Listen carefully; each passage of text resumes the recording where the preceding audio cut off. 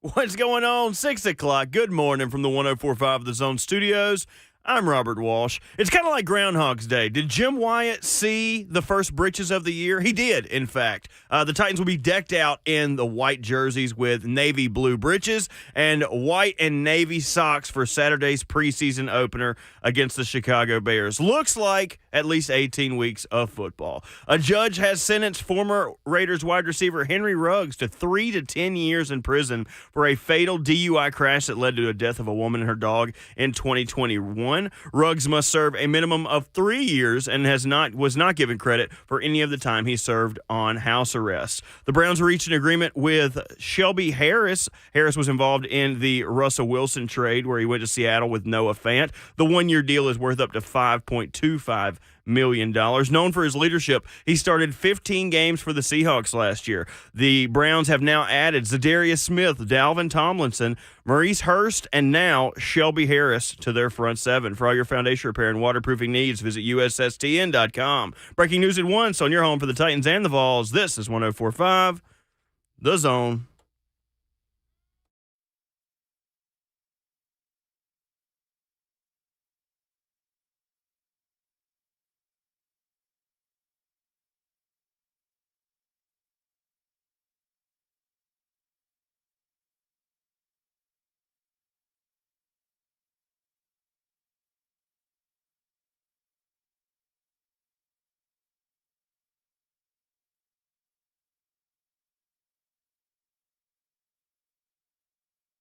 Welcome to your Thursday morning on Ramon, Kayla, and Will. We're powered by All Four Seasons Garage Doors as we talk Titans with you. Another day closer to Titans and Bears in preseason week number 1. But we've also got lots of other things to discuss this morning, including an RKW Draft on the craziest fan bases in U.S. sports. Coming up in a matter of minutes, Coach Dave McGinnis in hour number 2, Bill Bender of the Sporting News at 8:20, and the new game show that is sweeping football, Play or Don't Play, for all the Titans starters. With Ramon Foster and Kayla Anderson, Robert Walsh behind the glass. My name is Will Bowling. It is Thursday, August the 10th, and it is really dark outside. Good morning. Yes, it is. That happened quick. It did. Ooh. You're not late for work. It's just darker now. If you're just now getting in your car. Never fear. Never fear. It is Friday, Junior, y'all. Y'all need to act like it regardless, man. You got one more sleep till the weekend, okay? You can go grab you a bottle or something. And the Zone's 20th birthday. That's right. So interesting that we decided to have the Zone's 20th birthday at a brewery. You would imagine that the 21st birthday would be at a brewery because the Zone cannot technically drink yet. Should have been somewhere That's like a true. trampoline park. But you can if you come hang out. Yeah, that's right. Yeah. Like a fraternity sorority mixer. That was probably just us. We would have like mixers at like trampoline parks. It was so much fun. I know that's a lie. No, it's not. Oh. We had a mixer with one sorority at a trampoline park, and then we came back to the house and did karaoke. Oh, that's No It drinking? was a wholesome time. Well, I was in a Christian fraternity, so no. well, okay. That's the word I was I was looking not. for. It was wholesome. But yeah, neither was I, because Thirsty Thursday is what I found out in college, okay? But that fraternity is the biggest fraternity on campus at Tennessee, so couldn't be my fraternity. Listen to this guy, man. It's true, though. It is Thirsty Thursdays today, too. I know we'll have Mario say it again. I think he celebrates Thirsty Thursdays weekly. Well, on we 3HL. can't celebrate those at 6 a.m. No, I Yeah. keep telling him, man, they need to change the lettering of their show. I'm going to suggest it until they do. It's their Happy 3HL. hour? No, they should be 3HP. 3-hour party is who they should be. Oh, I like that. 3HP. It still goes. It still goes. It really right? does. It still goes. And they are on site a lot. Yeah. At restaurants or not bars, but Places with places of bars. beverages. And if you're eating lunch from 3 to 6, something's wrong with you. Yeah. That's I a honestly, late lunch. I do that a lot, actually. Really? Three to Something 6. really wrong with them there. Couldn't be my lunch. My lunch. I'll come home from the show. I'll work out. Then I will sleep for like an hour. And then I'll wake up and eat lunch around like 2 to 3. How do you, specifically the sleep for an hour part? Uh-huh. Because if my eyes shut it's like I wake up in another time zone, dude. Me too. It's great, isn't it? Yeah, it's not great. It's not great because my whole day's done then. I'll come home, Great. get some stuff done, and then fall asleep at 1, and then the next thing I know, it's Cheyenne shaking me. Like, it's 7 o'clock. You've got to get up.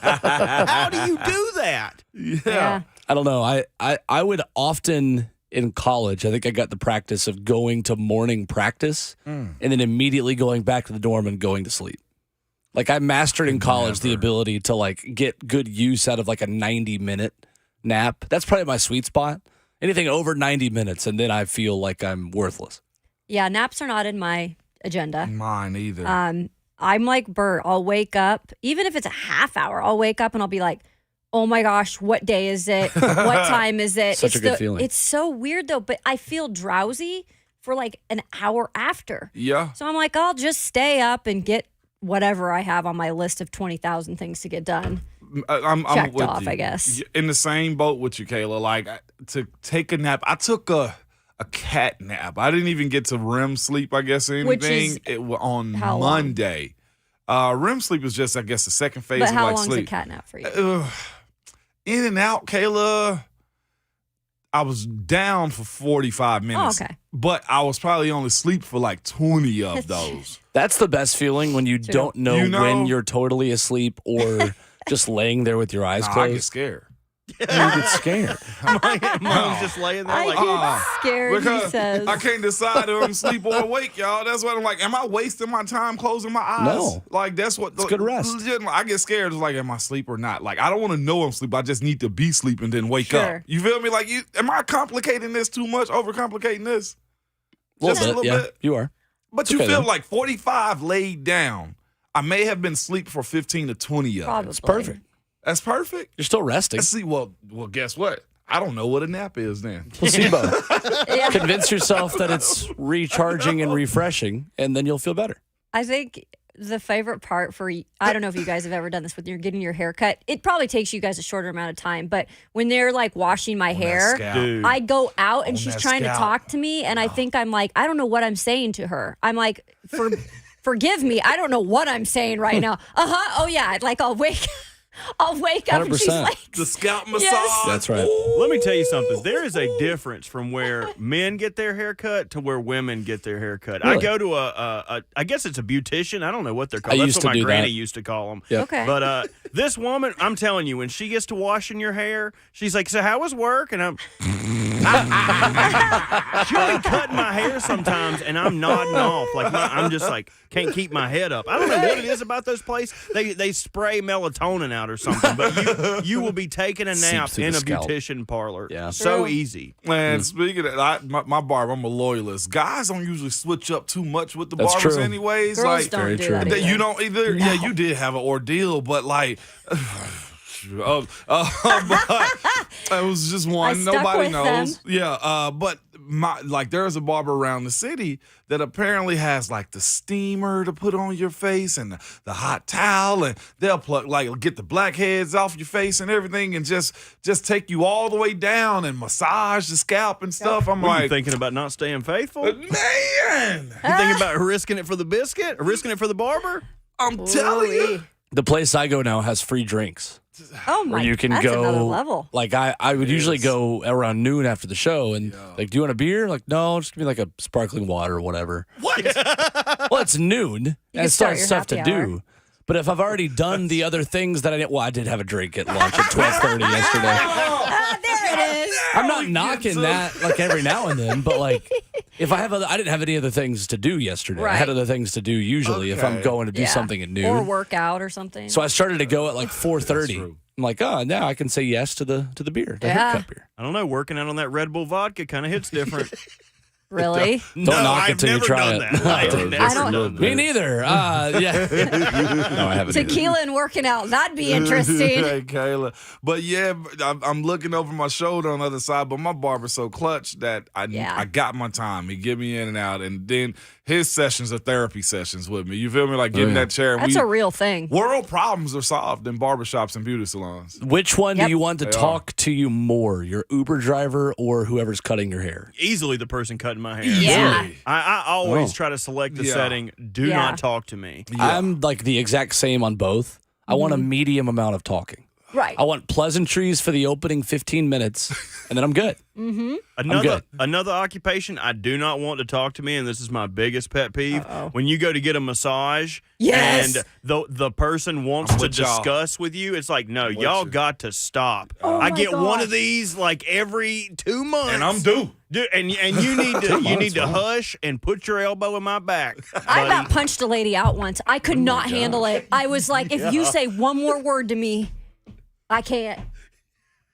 That is a time of relaxation. How wish often do you y'all was get wrong. massages? Once a month usually. In my 26 years, I've had one Oh, massage. you need to go more. Hey, I'll throw All right, this somebody phone brick at sponsor you, us. man. I'm Yeah, telling you. there we go. Yeah, no, straight up. Let's get a A sponsor up in her. whole lot of tension around here. Hey, Kayla, come on. Hey, Yeah. I'll drop a name real quick. So we need will to. I. Hey, come on. I'm here for this. Okay. Fall coming up. Whole lot of tension because football Yeah. season and everything, Kayla. We get up at the wee crack of dawn. You feel me? And the massage therapist, I don't like when you call them masseuse therapist, is what they told me. Guess You- what? Hey, let me just lay here. Yeah. Good to know. Silence. Hey, put that little peppermint under my nose Yep. and let me go to Yep. sleep, okay? Well, coming up, fan bases who need a massage because they're too Oof. crazy. There we go. I got a good one on this one. We've got a new RKW draft, hot and fresh out the oven, coming up for you next as we draft the craziest fan bases in U.S. sports. That's coming up as Hour 1 continues. 615-737-1045, our number here on RKW.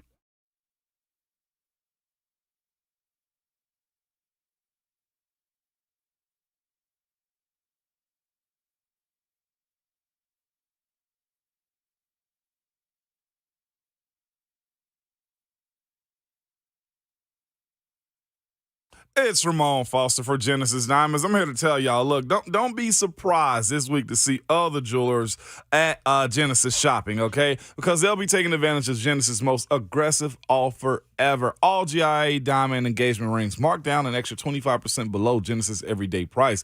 That's right, the vault is open and Genesis is selling the finest handcrafted diamond rings at rock bottom prices now for a limited time. The GIA also is the world standard for diamond grading. They certify accuracy and document quality so you can buy with confidence. They literally give the diamonds a grade and inscribe it in it if you wonder how they do that. But every Genesis engagement ring is included in this event. They have a half a carat up to 20 carat stones for you big ballers out there, okay? All shapes too, rounds, radiants, pear shapes, princess cut, emerald cuts, cushion cuts, ovals, whatever you need, they have. There has never been a better time to get an extreme value price on a GIA certified diamond that perfectly set in a gorgeous engagement ring. So hurry in for the best selection. It's Genesis Diamonds GIA Diamond Extravaganza, where you can save an extra 20% on these rare precious diamond rings now for a limited time and is one per customer exclusively at Genesis Diamonds, located in Green Hills and Cool Springs. See store for details.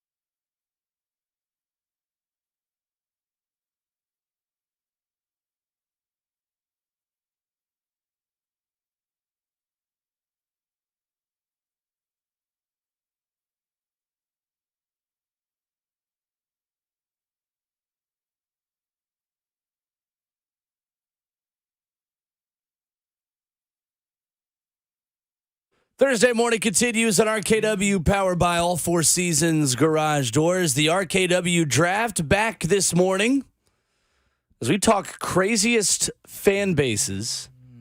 Robert Walsh telling me that he is going a different direction with this. I'm very interested to see Look at you. where everyone goes with this, because crazy I intentionally left as a very broad term. You can be a crazy fan base for many reasons, because you are idiots, because you're jerks, or because you're idiots who happen to also be jerks. Woo. So, going to be a good one. We do need to pull up the random number generator and pick an order, because the last time we had a draft, we had 5 people and could not make a Twitter poll for who won. So, we play for keeps this time. Yeah, we do. So, numbers between 1 and 100, everyone, please. Who's up first? I'll go first. Screw it. Give me 45. 21. Can you do something for me? Let's was the do 69. I'll go 78. Robert Walsh, the number, please. 41. 41. You had what, 45? 45. So you're first, I'm second. Yes. Kayla's third, I'm fourth. Okay. Ooh. All right. On. Let's get it on. Here we go. Here then. comes Ramon picking more AFC North teams to have the craziest. Excluded. I hadn't won a poll in a while, so because of this, I'm going in right here. Straight bangers only, okay? You've never won a poll, actually. I have not won a Kayla poll. and Robert are the Absolutely only not. ones who have won one. Only ones. I'm crushing them today because number 1 overall pick today, y'all. You ready? Youth, baseball, and softball parents. Boom. Oh, wow. Whoa. Dude, you literally took my 101. That's I crazy. have travel ball parents. I did not even have that on my I board. don't either. You should have won the lottery like then. You should have been the Spurs. You Honestly, should I have been think the Spurs. Ramon just won this draft already, Yeah. because Yeah, right? anyone voting in this poll is going to immediately identify with that. Scratch that off your list, good people. There we go. Okay, well, I'm going to go the basic 1-1 route of the craziest team fan base, and I think it's an easy choice. It's the Philadelphia Eagles. Or just Philadelphia in general. Philadelphia Eagles fans specifically have a special amount of crazy in them. In fact, I believe 50,000 of them were at an open practice at Lincoln Financial Field just the other day over the weekend. Philly, they may be losers other than, Nick Foles and Doug Peterson, but they may be the second place team of the United States. But Philadelphia, you are the craziest fan base. So this is actually a situation where you're first. Congratulations. No doubt about it. Interesting. I'm going to go the college route in terms of crazy fan bases. And not because necessarily they're rude or whatever, but they have just made a name for themselves. I mean, they've nicknamed themselves. That's Duke basketball. Yeah. Oh, Fair. the Dukies. The Dukies. Yeah. I And thought not about the kind them. that land in the toilet. The only reason I didn't go with them is because they have so many bandwagon fans that I feel like bring down the median amount of crazy.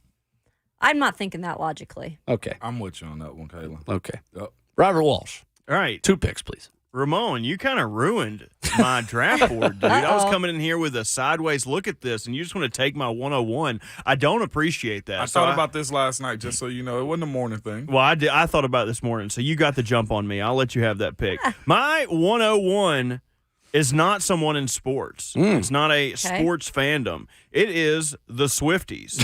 Yeah. Taylor Swift fans. Anyone who is willing to make 50 bracelets Great at the point. off chance that you could give one to somebody who gives a rip. You know those things are going to end up underneath a desk somewhere. You ain't going to keep. You going to put them in one of those glass curio closets so you could put them on display. Nobody knows where those bracelets are. In fact, you're polluting the world. So Swifties are my 101. You got to find somebody to care about better than that. There is the videos that circulate of planes full of Taylor Swift fans doing a sing-along of one of her songs. Yeah. I wish that was a sequel to Snakes on a Plane, and that was like the first part where they're all happy, and then they realize, oh no, like there's something terrible's happened. Like, respectfully, like I don't actually want them to get hurt, but like They're there wild. But, was you someone know- that I wanted to like not like that is like a layer of hell. Maybe the baggage kind of opens up overhead. Sure, and there maybe you go. drops a soft fair. bag upon their The noggin. oxygen mask just dropped just to scare them, not Yeah. because anything Right. bad's actually happened. Sure. Yeah, we don't just want make any. them A little stop scary. singing. I need them to be a profitable fan base in order to win this draft. My next is also not a sports fandom. Oh, my In goodness. fact, you could see them at conventions walking around, and they're very bold, and their parents do not like discussing their hobbies at Thanksgiving. It is the furries.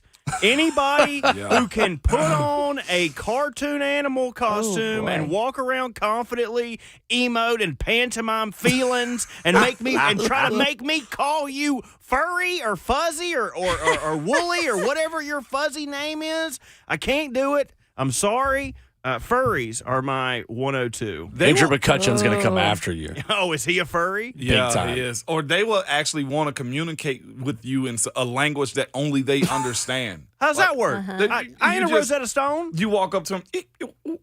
What? What in the world? Are you What a is do this? that? What No, is that? like they talk in different languages that like they will make up stuff that they only talk in. I'm like, bro, No, thank this you. isn't that. Come on, man. Fair enough. Who's up next? Kayla? Oh, it's my turn. Yeah. Okay. Ugh, I could go several different directions. But I feel like I do need to take one away from Ramon on this one. And maybe he didn't even have it. Maybe it was too close to home. Let's see. But those terrible towels be a waving in every stadium that you go to.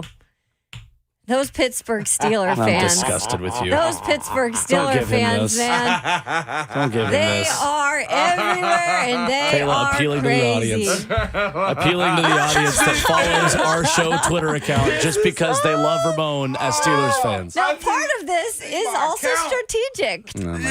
I know. Look at you, Pandering. evil genius, you. God. I did consider, guys, doing all of your fan bases. I'm going to That's go ahead and pretty give funny. that now. I was going to be That's like, actually good. Seahawks, Steelers, Ravens. But I didn't have a fourth one. So I was just like, Which the bit. will kind of make sense if you.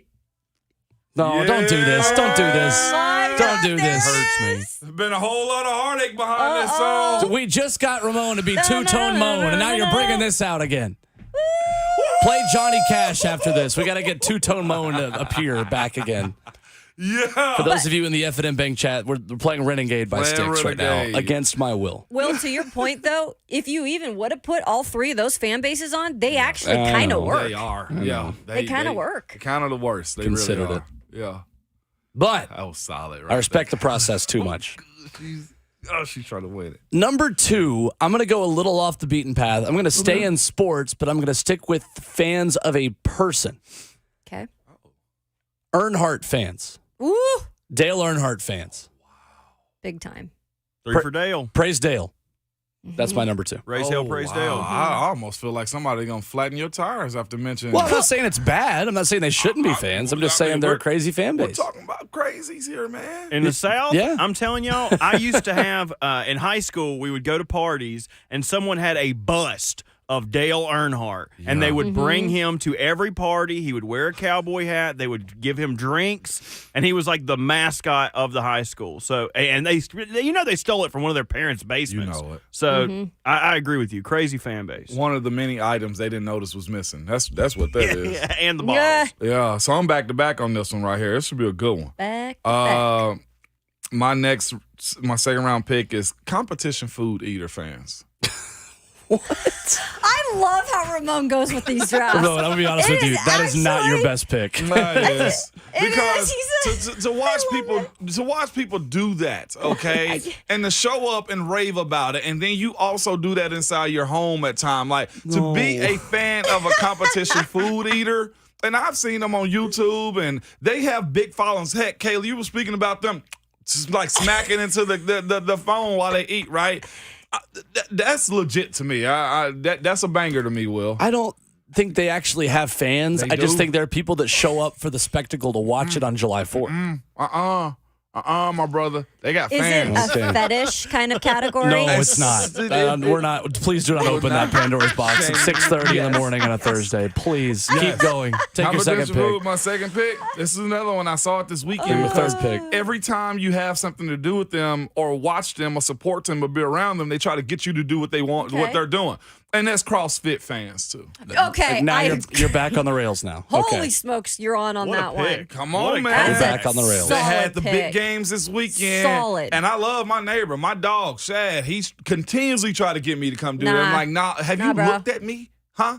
You think I'm pulling this body frame up over the bar with a pull and tug push up? It's for certain body Does it look types. like I want to do 100 box jumps today, yesterday, or tomorrow? No. Y'all just do your own little thing, man, and leave us alone. They also get like their groups. Like I have tons of friends who do CrossFit, but they're very, very involved in the group. Like it is. It's kind of like their own teams. They the right? crazies. They're crazy. Yeah, they are. No offense. The problem with what you're saying right now is that you are alienating them as they're on their way home from their 5 a.m. shoot. workouts right There now. we go. We're in trouble. Shannon The biggest percentage of CrossFit fans that listen to this show probably are listening right now.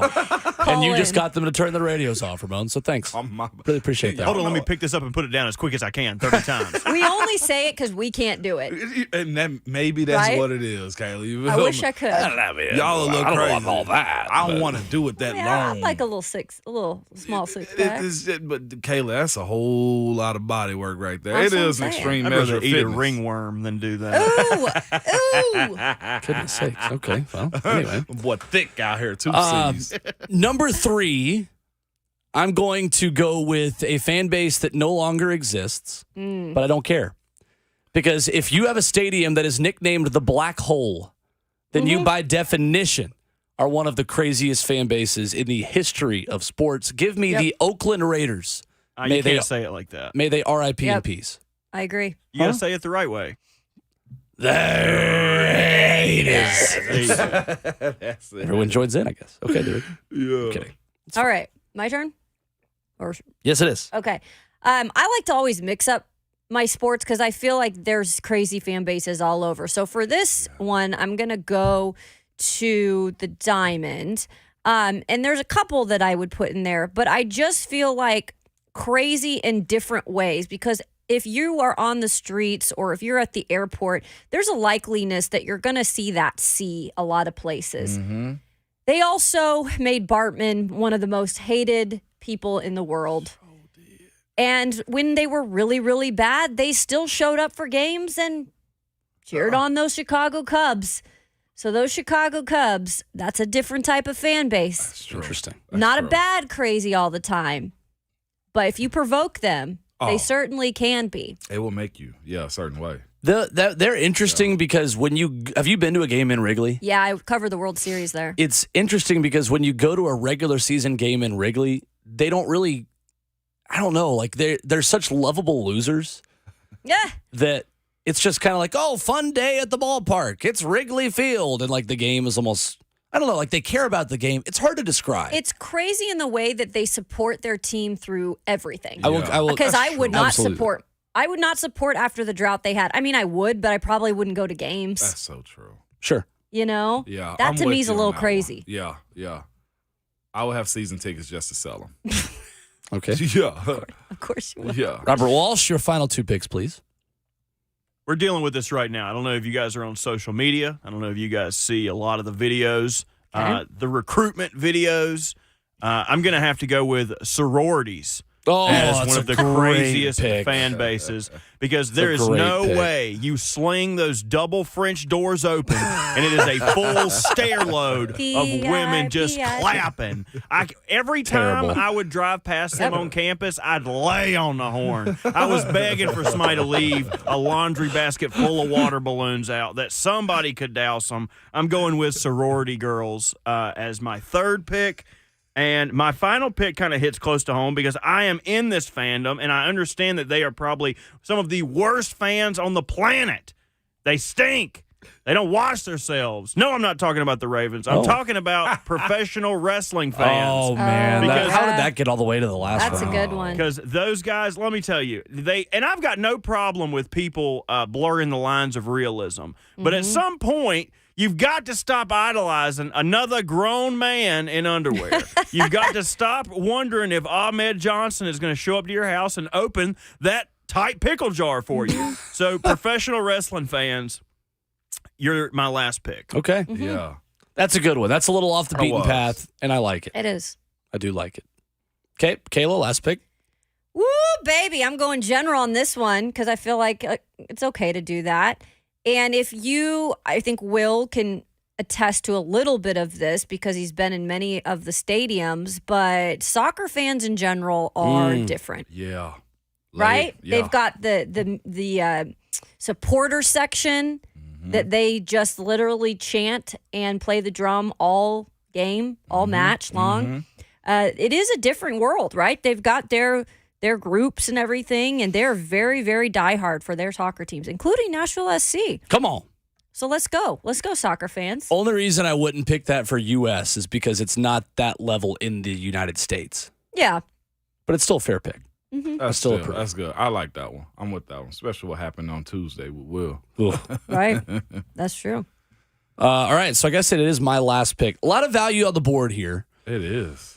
I could take a pick where I could use Ramon's words against him. I could go with the team that calls themselves the best fans in a sport, which I think is ridiculously self-centered and pompous for St. Louis Cardinals fans to do that. But I'm not going to pick the St. Louis Cardinals. Okay.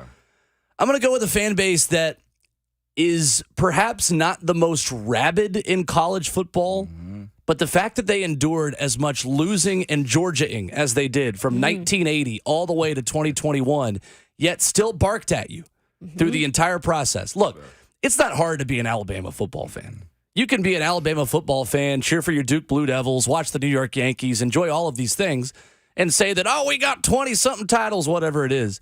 It was hard to be a Georgia football fan for a long time, yet still they would bark at your face like grown men. Georgia football is my final pick.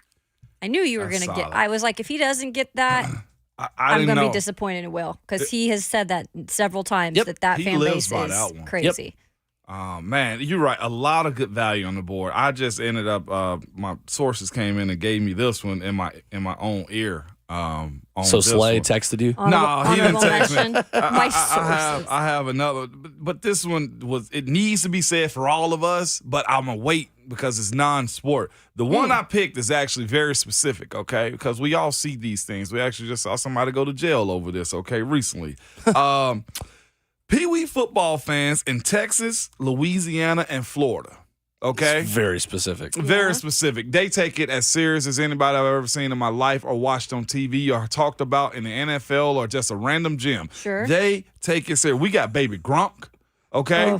We got him out of Florida or wherever we at, okay? We got Aqib Talib, brother, man, that just got 37 years in prison for a debacle that happened at a Pee Wee football game, okay? And just talk to anybody from Louisiana about football, okay? Can I get a ruling on this? Because you did say in your first pick, travel football/baseball. No. parents. I said softball. Baseball Okay. and softball. Okay. Yeah. But I got another banger if you want me to supplement that one. No. It's fine. Okay. It's fine. But Pee Wee, Honorable mentions here. ain't nobody out here getting a scholarship at 10 years old, okay? He's the fastest kid on the football field right now. You know what? He also going to not play in high So school. was Johnny Manziel. Come on, man. And Dad would have made You it see had he what I'm not saying? blown out his shoulder in high school. Exactly. You expose your kids to stuff they shouldn't be exposed to at such a young age. So football fan, and I'm going to even throw us in that. Tennessee, y'all pretty wild out here. Well, too. we only have so Yeah. much room on the graphic. They're do. wild. We can only know, type man. so many letters. I would have seriously put, if you guys watch that Johnny Manziel documentary, I heard about you should it. watch it. I would have said Johnny Manziel A&M fans at that point. Yeah. Or that point 2 years it was. That's fair. A&M crazy. fans are one of the ones that is certainly in the honorable mention Yeah. in terms of their little brother complex with Texas. Yeah. So we'll get to honorable mentions coming up, plus more headlines around the world of football where the ACC has put off expansion as recently as late last night. 615-737-1045 are number as we wrap up hour one coming up next.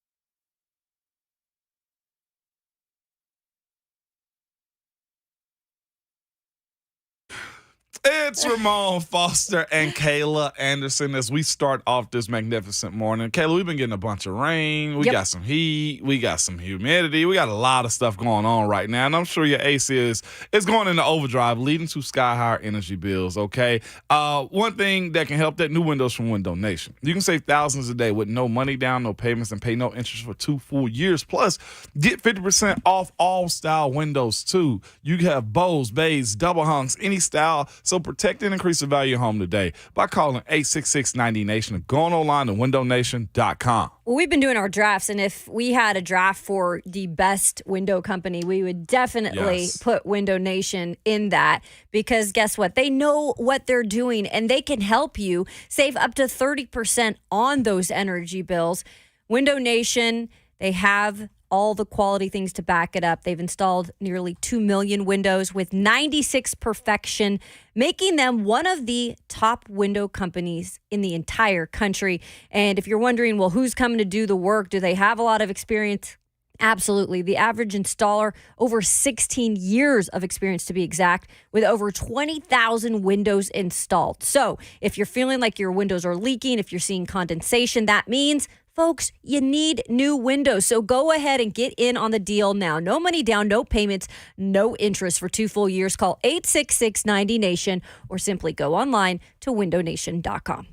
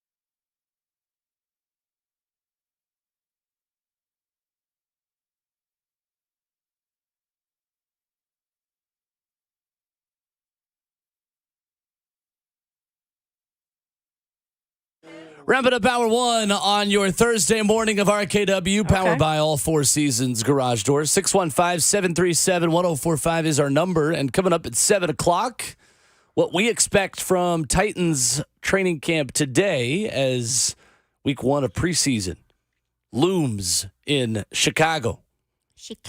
Ramon Foster, Kayla Anderson, Robert Walsh, Will Bowling with you. The praise pouring in, as Buck Rising would say, for our RKW craziest fan bases in the United States draft.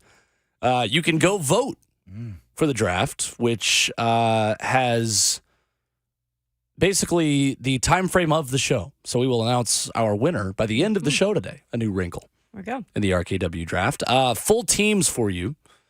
We have Kayla, who has Duke basketball, Steelers, Chicago Cubs, and soccer fans. Robert Walsh, who has Swifties, furries, sororities, and wrestling fans. You almost had E's after all of them. Ramon, who has travel baseball / softball parents. Competitive eating fans, which I still can't believe you picked. CrossFit fans, and then Texas, Florida, and Louisiana Pee Wee football parents. Congratulations to you for fitting all that in the draft. Yeah, that was you. solid. I Right? see it right here. That was awesome. Thank you. And I have Philadelphia Eagles, Dale Earnhardt, Oakland Raiders, RIP, and Georgia football fans. So there you go. We should have just kept a generic title. I probably would have drafted a little different. I think Robert won this going away. But it's technically those weren't sports. I don't care. Yeah, Well, that's you- what the graphic says. I All know. I'm saying. Well, the graphic does not say that, actually. Oh, okay. Graphic says craziest fan bases in the United States. Okay. The tweet says sports. But that being said, when I read it last night, I saw craziest fan bases. So Okay. I was like, I'm Maybe I read it wrong. well, it's all about just the way each of us all read it. That's why we keep it broad. I like it. I got a good non-sports one I wish I would have put on now instead of competitive eating one. Yeah, the competitive also eating would've pick put- is maybe one of your worst ever. Yeah, it was. I'm not going to lie to you. Mine was, and I'm going to get in and get out on this one, but Democrats and Republicans. You can Both. say political fans. Political fans. Yeah, just both of them. I put Beyonce in there too. Yeah, the Beehive? Ariana Grande would have been the sleeper, the Ariana Grande, or Selena Gomez even. Yeah. How about we were? The Believers. The Believers are up there. I feel like they've gone back to the wayside a little bit. Like they got jobs Oh. and stuff now. Speaking of that, what a wild segue for me to make. I'm going to Yankee Stadium for the first time this weekend, and it's a Jonas Brothers concert. Stop it.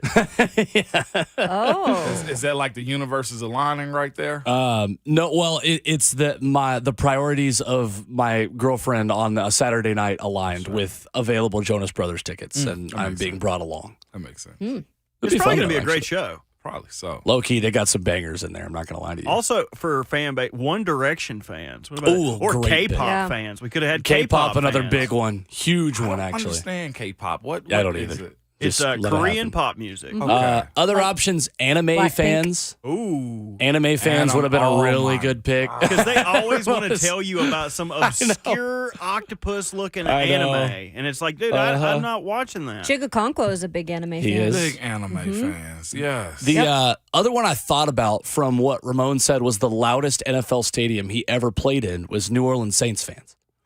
That's fair. I thought about that because I remember you saying that. Yeah. That's what I said. I could use one of Ramon's like sentences that he said on this show against him. I thought about it. That's the yeah. I'll they tell get you, Ohio loud. State fans too are crazy. Yeah. I lived there for 3 years. I can say that with very strong intent. The random OH and just out of nowhere IOs. I was just like, oh my God, get me out of here. That's all. But that's a city too. It's Yeah. just Yep. that's their football. It is. It is. I mean, if I had to deal with the Browns and Bengals for decades, I'd probably just celebrate Ohio State. too. Talk to them. Yeah. There It's you like go. a belly button of America, where all the lint goes to conglomerate. So They can't far, pick it out. Robert has a 46% lead. Ramon is second at 32%, and Kayla and I are Okay. tied at 11%. Moan has such Well, a the- disadvantage, though, by not being able to use his actual Twitter. I know. Yeah. That's true. You would win all of them, though. We are to be going to fair, celebrate- So this honestly kind of evens the playing field because had you would some bad literally drafts. win all of them. No, Bro. but you have so many people that watched you play 11 years in the National Football League, which none of us can say. I could pander. Yeah, I could if I had my account. I could. There was Chiefs there was fans, one another that good was pretty submission. bad though. I gotta admit. The first one, I think. Yeah, it was the first one. I forget. No, throwback jerseys you weren't too bad on. It was the one after that. Yeah. Jeez. The live. Rob sitting at 46 still. What? What can I say? 46%. I'm a fan favorite. He is. The people love Robert. Beat it. We could just put a blank draft and they'd LL Burt. they'd say Burt LL won it. Burt. Ladies love Burt. Ooh. I like that. That's LL Burt. I Yeah. like that. That was kind of clean, Will. Take the surprise out your voice, please. Let's go. Very surprised right now. Okay. 2 hour number 2, we go. More news on college football expansion, what we expect today from the practice field, and why Notre Dame won't join a conference, yet they want influence on who joins what conference. Honestly, should have put Notre Dame fans in here. That's coming up next on Ramon, Kayla, and Will.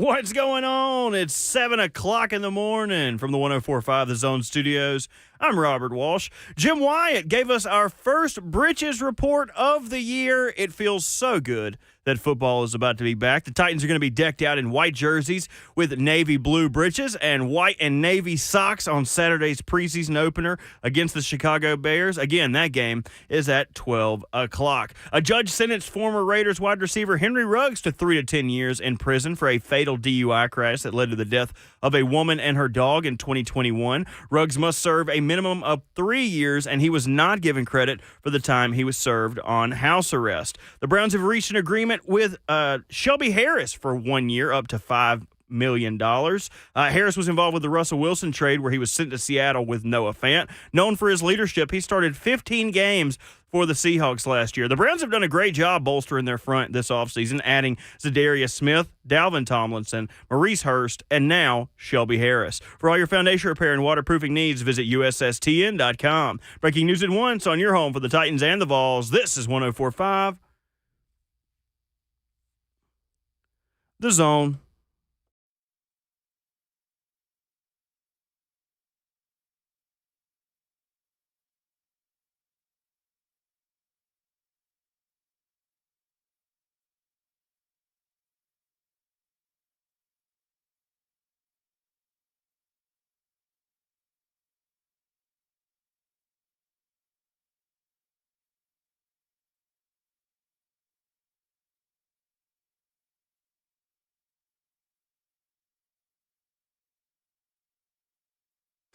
Continuing your Friday Junior on Ramon, Kayla, and Will, powered by All Four Seasons Garage Doors, right here on 104.5 The Zone. In 20 minutes, Titans Radio's head coach joins us. Coach Dave McGinnis with his final coaching points for Two-Tone Moan and the Tennessee Titans as they take on the Chicago Bears. And Ramon Foster takes to the sidelines. Yeah. In what shoes? Who's to say? But takes to the sidelines. More on that coming up. 615-737-1045, our number. We've got conference realignment conversation coming up. We've got Coach Mack. We've got what we expect today from a big group of players who I would imagine would be resting, potentially, the day before a walkthrough. We've got Ramon Foster, Kayla Anderson, Robert Walsh behind the glass. I'm Will Bowling. Conference realignment does not take another step forward last night. Despite a report from Brett McMurphy of the Action Network that Notre Dame is pushing the ACC to add Stanford and Cal, while SMU would join with no revenue the first 5 to 7 years in the ACC. A source telling Brett McMurphy Notre Dame continues to push, yet won't join as a full-time member. That makes no sense to us. Ross Dellinger of Yahoo Sports adding last night that at a meeting last night, ACC presidents further explored expansion and again put off a vote, signaling disagreement exists among the group. At least 4 schools are pushing back. League needs 12 votes of 15 members. Yep. Wow. This is an interesting thing. This is going to continue to happen. Look, this is even going to happen when we think it's going to be done because at this point, it's like, what's the best conference for us? We don't know if this is going to be existing in 5 years from now, 10 years from now. And I feel like now the ACC is the next conference that could have some potential teams in the future leaving. We've heard about the Florida States, the Miamis, the Clemsons. Now I feel like they're kind of, in a way, scattering because they don't want to end up like some of these other conferences, Pac-12, where they're going to lose their big hitters and then they eventually lose the entire conference. So I think they're kind of scrambling right now. Should we add, Stanford and Cal? Should we add, I know Notre Dame's not going to come along, but an SMU type of program? This is never, and every day, like I said, there's new stuff out there. I just think it's going to continue for a minute with just these schools trying to trade conferences. I've been trying to take a step back and just look at college football in general and say to myself, like, were we off in how we did it the old ways? Like, was it bad with the way it was? I know TV has really came in and wrecked a lot of stuff with the exposure, and people attention spans aren't what they were, and now people travel in different destinations probably more than they ever have moving. I mean, the California exodus, right? Like a lot of folks leaving and going. Like it's just been a lot of that. I just didn't think college football was one of those things. The introduction maybe of NIL and treating it like a business in the transfer portal. Is this the reason why college football is doing what it's doing? Also, I don't understand it as much, because to say that Cal and Stanford deserve to be in the ACC, it makes no sense to me. It just really makes no sense unless this is just another step. It's like doing a house project, it feels like right now. And you know what? I'm going to just do a pool. I'm going to do the backyard. We're going to do, pavers in the backyard. We're going to light it up. I don't want a pool. And then you tear up the pavers to put a pool in. It's like, no, just do one big realignment, and just fix it. Is all I'm saying, because I feel like if you put Stanford and Cal in the ACC, you're going to realign again. Was it wrong in the beginning, or is it just bigger now? Well, college football is the sport with the least amount of oversight of all the sports we watch. There's no commissioner. There's no one with a central goal for the entire sport, and you've got a lot of conflicting powers and conflicting regions of the country.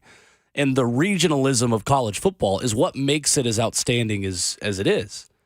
It's not only your school against someone else's, it's your part of the country against someone else's. It is. More so than NFL football is. NFL football, it's more your city versus somebody else's city, with the exception of a few teams where you have more of a regional fan base. But I feel like in college football, it's that kind of small scale, like nationalism kind of view where it's regionalism, genuinely.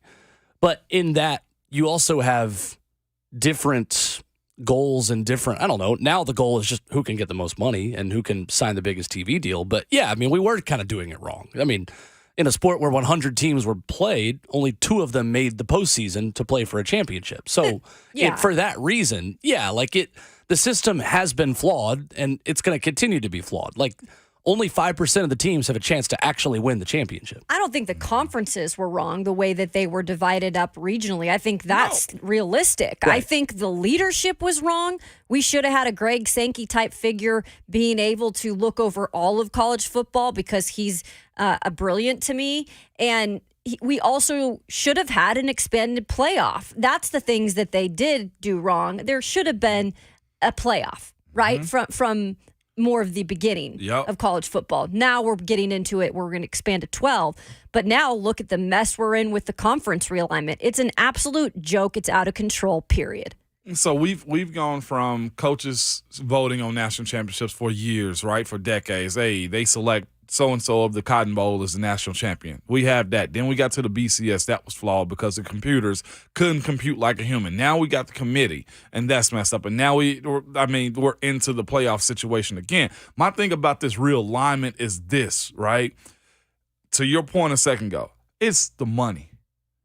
That's what we're at right now. It's the money of it all, Kayla. All those years we were telling them players deserves a little bit. They dropped the ball on that too. Now look what we have. It's an open season when it comes down to NIL. And now we're looking at this realignment. And, of course, these millionaire coaches are saying, well, what about the kids? Our thing is we've been saying that for a very long time. And to the point of you realigning to go to I look at USC and UCLA going to the Big Ten. It's like I don't think they know what they're getting themselves into, in a sense of like the style of ball that they have to adapt to for what California provides them as far as athletes. So your ability to win a national championship may have gotten harder for everybody that's trying to jump into these different divisions, just simply because it's so regional to where you can recruit. I don't think you can compete the way you want to in those divisions or those conferences now. If Alabama can adjust to the spread it out, throw it all over the field style of play, then everyone can. I don't think the style of play thing is a long-term issue. I think it's a short-term question. But I look at it and I also say to myself, Alabama could do that because Alabama was able to recruit because they were in the SEC. Right, but they recruited a different kind of player now. I mean, they did adjust. they did adjust, but they had the draw of being Bama. I don't know if USC is going to still have that draw. I'll say this: USC probably will. USC probably. UCLA, UCLA, I don't no. know. Oregon, They're maybe recruiting. not They're recruiting very well under Dan Lanning right now. right now. But again, Now you they're go get beat competing with down. Big Ten though. Again. coaches, other coaches, and I want to see what the first. I guess what are we looking at? A 5-year trial. Well, I mean, the how we TV see deal's they longer than adjust. that. I know, but think it's the 10 to 15 competition years. side. And Right. by the way, the Big Ten's just about to get even stronger with Wisconsin having Yeah. a new head coach, Nebraska, who has been irrelevant, having a new head coach. That competition's going to rev up. That's what I'm saying. Like, recruiting. imagine USC getting beat by Rutgers or Nebraska. It might happen. And that's what I'm getting at right now. That Yeah. kills your recruiting in the early phases of it. I don't think Oregon fits in that because the Nike money and the allure of the facilities and the gear and the Nike stuff. Like I can tell you firsthand from being a recruit not that long ago that Yeah. obviously I was not good enough to go to Oregon. That's like the track program. But the allure of the gear is wild. It's a huge deal. Yeah. I don't think, though, this is going to spell the end of college athletics. And I feel like No. too many times people are going to, when they don't know about something, the variable they pick is, oh, this is going to ruin it. Like, as long as there are lines on the field that are 10 yards apart and it's football played with the same rules, it's going to be just fine in football. The other sports might suffer a little bit with the additional travel, with the regional rivalries not being played quite as much, with the interest maybe in a men's basketball game on a Tuesday night being lower because you don't care nearly as much about the matchup. It's just another game in conference play. Yeah. That's a different conversation. Football is always going to be fine because it is the sport that runs this country. Yeah, nobody's arguing that football is going to be fine. Honestly, I think it might be better because people are going to have more access to watching some of these teams now in the Big Right. Ten and you know how these conferences expand. But these student athletes in every other sport, hands down, are going to struggle. Period. There's no other way to even describe it because they're going to be taking commercial flights. They're barely going to be in class. Football's not going to be hurt at all.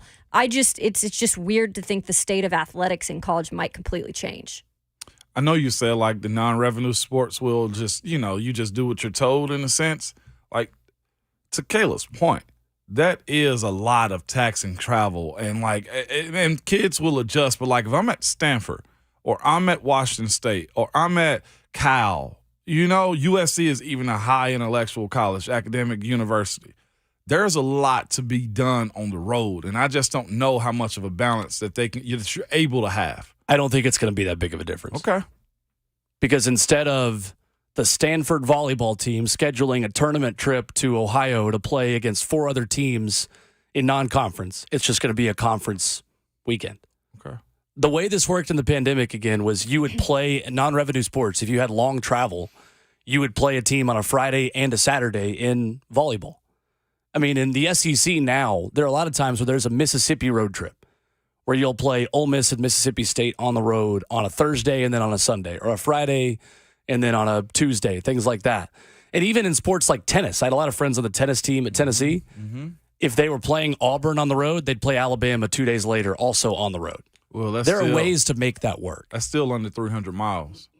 I know it is, but I'm saying logistically, I don't think it's quite as big of a jump. I just think it's going to change the time of the year when some of these road trips happen, that they're no longer going to be non-conference road trips. They're just going to be conference trips. Okay.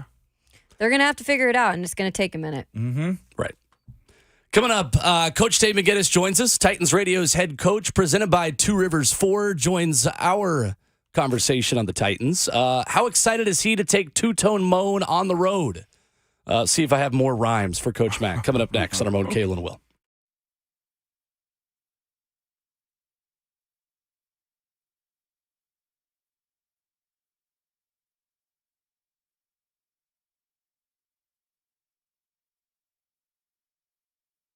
It's Ramon Foster from My PhD Weight Loss. You guys, I got a meeting with my coach today, actually. Rachel, we'll have that conversation about 2 o'clock today about how my week went. And this week's going well. I got a new shipment in from them this past weekend, and we've had everything. I had my pancakes in there. I had my midday snacks. I had my afternoon snacks in there. Everything that I could possibly have when it comes down to me doing this diet. But even so, it's a flexible diet in how you do it. Like this morning, last night, had an event, wasn't able to make my pancakes. Well, guess what? I have a shake for myself this morning. And this is one thing I will tell you too. It is a diet that works, that makes you feel better. That inflammation, the way you feel about yourself, the way you look in the mirror to yourself, all of those things can be adjusted. And I don't care if you got to lose 10 pounds, 20 pounds, 50 or 100 plus. Guess what? They will stick with you because they're action actually plays out and you see the results. On average, most male clients lose between 3 to 5 pounds a week, and most female clients lose between 2 to 3 pounds a week. If this is something that you've been thinking about, trust me, before you hit those tailgates this fall and that winter weight jump on you, go to myphdweightloss.com and get on track and do what you want to do and change yourself around. Again, it's myphdweightloss.com, and be sure to tell them that Ramon sent you.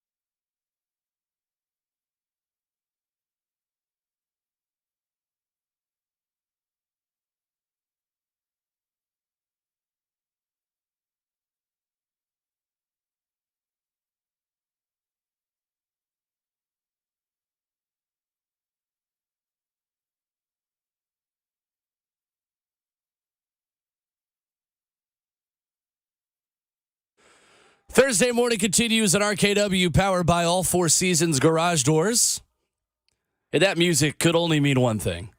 The best thing, one might say. Titans Radio's head coach is here to join us. Ramon Foster, Kayla Anderson, Robert Walsh.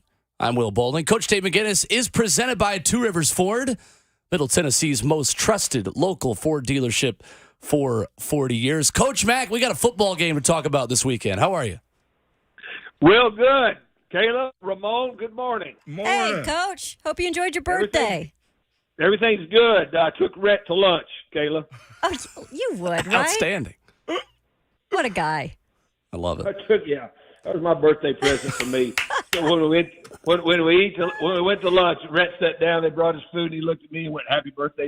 I love it, Coach. Coach Mack, we have a nickname that is being crowdsourced this week. And, of course, Ron Slay, as the king of nicknames in this city and around the world, is under review of this. We have a nickname for Ramon Foster as he goes on the road with you guys for the first time of Two-Tone Moan as he puts on two-tone Titans blue this weekend.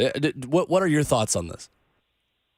I was with Ramon and Ron at the last open practice we had, for quite a while. Let me say this about nicknames. Most good nicknames that I've been around in my career are earned. I don't know whether Ramon has earned that or not, but Ramon has got enough water in his bucket as far as the National Football League. He probably doesn't have to earn one, but if it's okay with Ramon, it's fine with me. If he doesn't like it, well, then I will never call him that in my life. You can call me whatever you want to, Coach Mack, as long as you continue to call me, Coach. How about that? Well, I will always continue to call you. Yeah, first road trip for Ramon Foster with Titans Radio. It'll be good. And look, Titans Radio is he'll find out. I did too. Look, I had how many road trips had I been on before I went to work for Titans Radio? Like a lot. All right, and it's like any other road trip in the National Football League. It's a business trip, and there's a certain way that Mike Keith does things with Titans Radio on the road. He wants everybody to enjoy it, but he wants everybody to do their job, and you know it when you get on there. And Ramon will be fine because he knows what protocols are on team planes in the National Football League, and so he will be just fine. His nickname. I mean, whatever he wants will be good. It won't affect the way he plays the game. Yeah, because I don't have to put on them shoulder pads no more, Coach Mack. He's been called much worse, don't worry. Yes, I have. By a coach. I love it. Coach Mack with us this morning on RKW. Coach Terrell Williams gets the cool opportunity of being the head coach this weekend. And I loved what Mike Vrabel said about this in an interview with NFL Network about just learning the procedure of being a head coach on game day. And when he went to Miami for the first time in 2018, he's looking around like, I need a punt card? Like, what the heck's a punt card? Like, what are all these things that I need? Take us through that, if you will, Coach Mack, of just what that procedure is like for those who are unfamiliar and maybe some of the things that Terrell Williams will learn in this experience on Saturday. Yeah, I talked to Big T on Wednesday at the walkthrough, just to congratulate him and then just to talk to him a little bit. First of all, what a great forward-thinking move by Mike Vrabel. Mike Vrabel's understanding of the National Football League and the way it works, guys, goes way beyond the X's and O's of it, way beyond. And this is part of it. This was, I told T at the end. I said, congratulations. I said, it's more than well-deserved. I said, it's well-earned. You earned these types of things in the National Football League as a player and as a coach. I mean, he earned this opportunity. Now, you talk about the things you don't know. I mean, we don't have enough time in this segment. I promise you, when I became a head coach, I'd been in the league for a while. I thought I knew. You have no clue. I mean, there are so many little intricacies of what go on. I'll take you back to when I was assistant head coach, after I'd been a head coach, with Jeff Fisher at the Rams. And when Jeff Fisher was let go before the season was over, and, they named John Fossil, our special teams coach, the interim, because I wanted no part of the interim. named John Fossil, the interim head coach, and then he's sitting there looking at me in the room like looking at a dog looking at a typewriter. I mean, he goes, "What now?" So you can go watch that All or Nothing slot. I was with him every second of every day. There's so many decisions that you have to make. I mean, it really is amazing. Now he won't have to do that because he doesn't have to do it all week. But just minor things that you don't even think of. When you're part of the group that's being led. When you are leading, there is so much more that goes to it. I'll tell you this, when you are actually named the head coach in the National Football League, and all of the hoopla is over about you being the head coach and everybody's, through patting you on the back and that door shuts and you're sitting in that big chair by yourself, you look around and go, what the hell? Because there's a lot that comes to it. Game day stuff, I mean, his eyes will be opened with what goes on, as far as it will really help him. It will help him as a position coach, because what it will do, it will help him look at the whole team with his bright lights on now that you never have to do as an assistant coach. I think it's a great move by Mike Vrabel. I would say, and I said, well earned.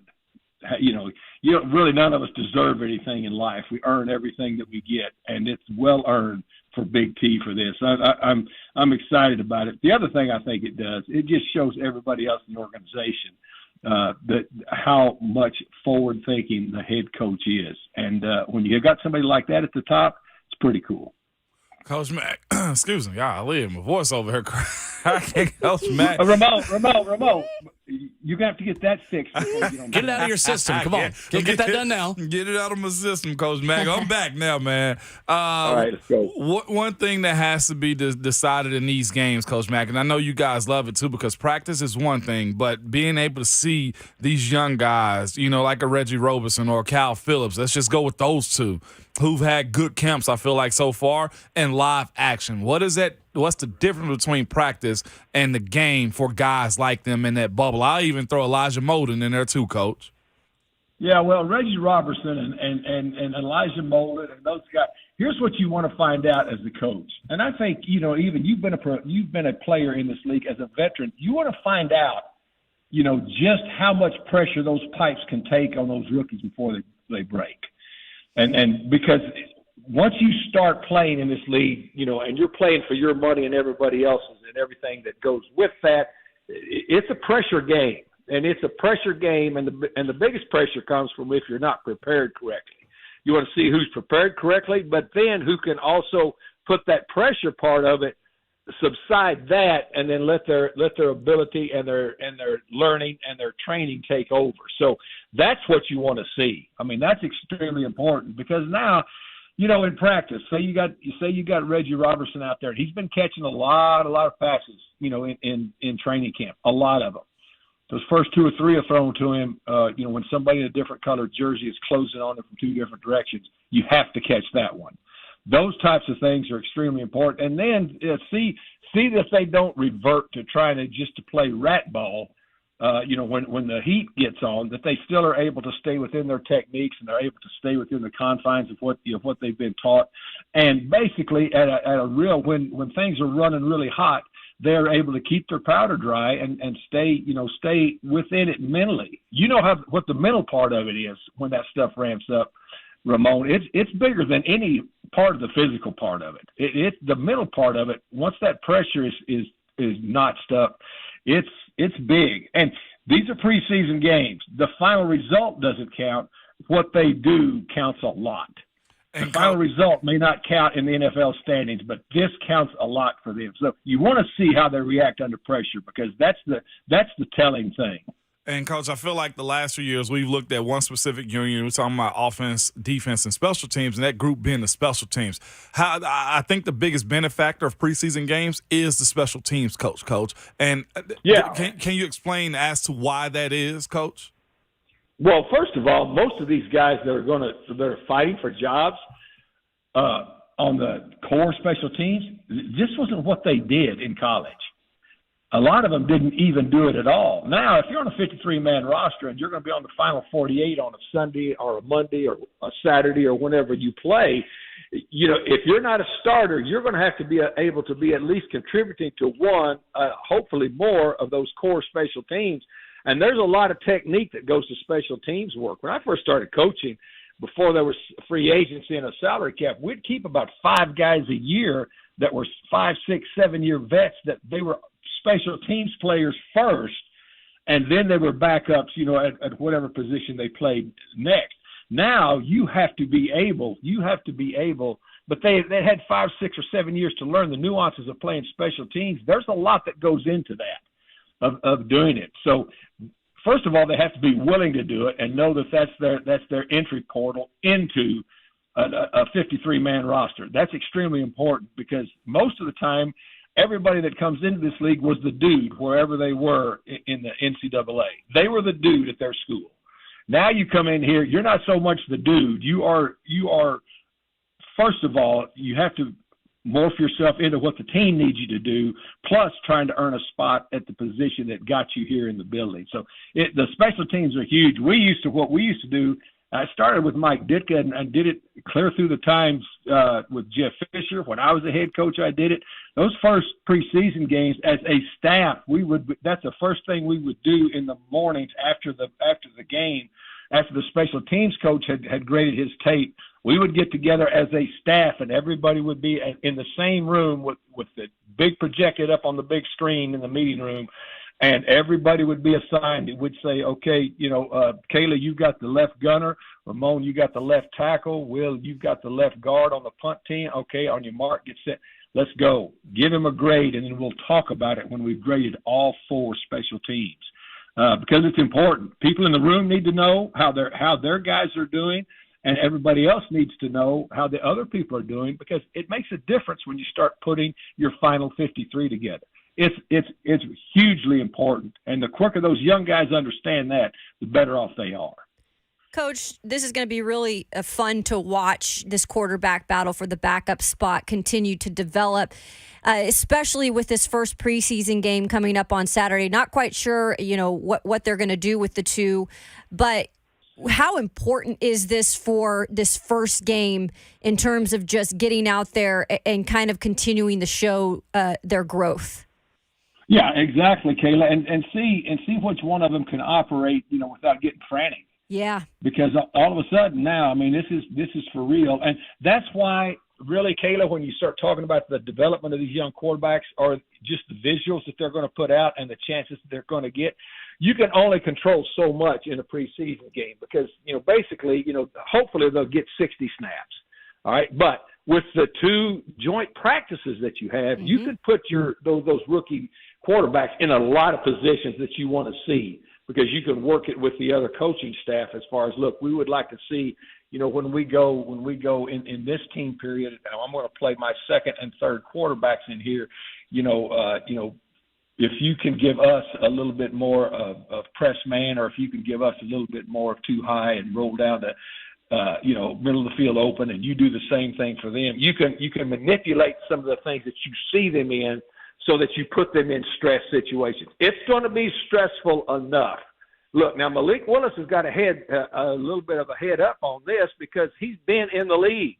He's been in the league. This will be Will Levis's first step out of the car onto the carpet. Now, that's for what's going on in the National Football League. So, but to your point, it's extremely important. But it's important as the main thing is, what are they transferring from what they have learned, so they don't just get out there and start reverting back to what they were before they were being trained in the NFL. You mentioned joint practices. Those will start up next week while you guys are in Minnesota with the Vikings. We've talked to players in the past when they've, had joint practices here with New England, and I think it's so funny. The guys will be the first to say, oh, God, it's not our favorite thing, but it's definitely the thing that prepares you the most, right?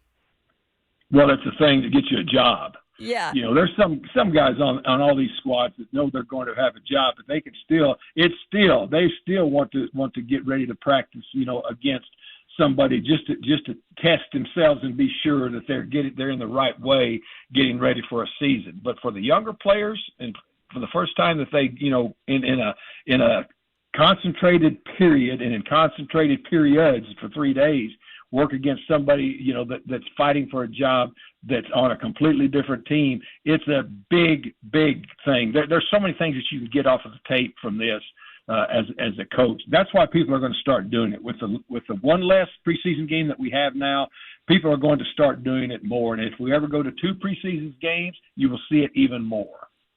Can't wait to listen to Coach Mack, Mike Keith, the entire Titans radio crew, including our guy, Two-Tone Moan, this Saturday when the Titans take on the Bears.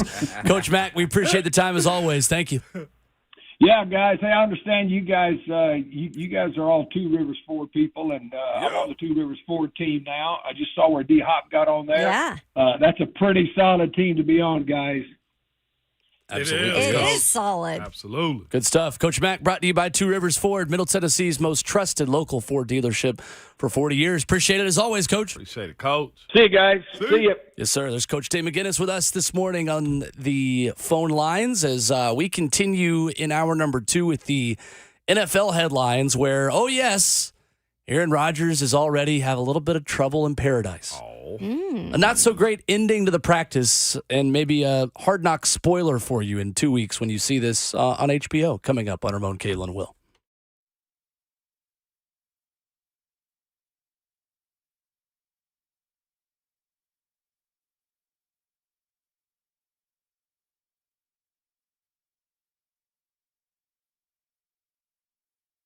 It's Ramon Foster for Zen Sports, here to tell you about Zen Sports, the new sports betting app in Tennessee, revolutionizing sports betting rewards. What if I told you that you're wasting your time and money betting on any sports book that's not Zen Sports? Zen Sports offer real cash rewards for those lucky enough to be in Tennessee, and that means no funny money, no funny points or credits. You get straight hard cash to your account, and for just like the welcome bonus, you can earn 5% cash back on every bet you place for the first 15 days with no limit on your bonus when you use referral bonus code too, and earn up 3% cash back on your bets after that with Zen Sports loyalty program. You stick with them, they stick with you and put cash in your pocket. So make the switch today and start betting on Zen Sports. Your wallet will thank you. And if you have a gambling problem, call 1-800-889-9789. Terms and conditions apply. Must be 21 years or older and present in Tennessee to bet.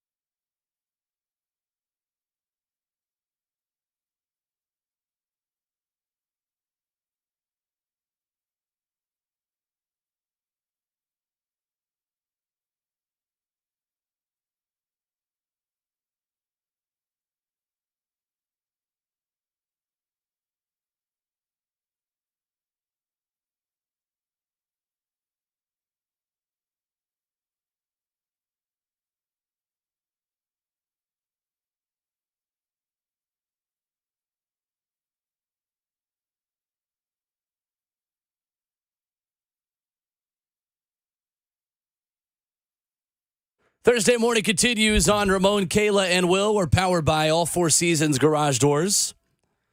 Coming up in hour number 3, Bill Bender stops by at 8:20 talking college football, both in the long term and the short term. As much as we've talked realignment, it's good to talk about college football that's happening in a couple weeks as well. We'll get to that. We'll get to Ron Rivera putting his foot in his mouth. Literally, he says the other day about Eric Bieniemy.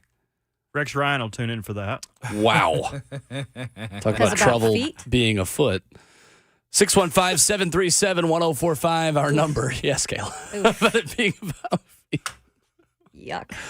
Trouble in paradise for Aaron Rodgers. I don't know if anyone's ever called the New York Jets paradise, but I guess I'll be the first. Facing a different team for the first time as the quarterback for the New York Jets.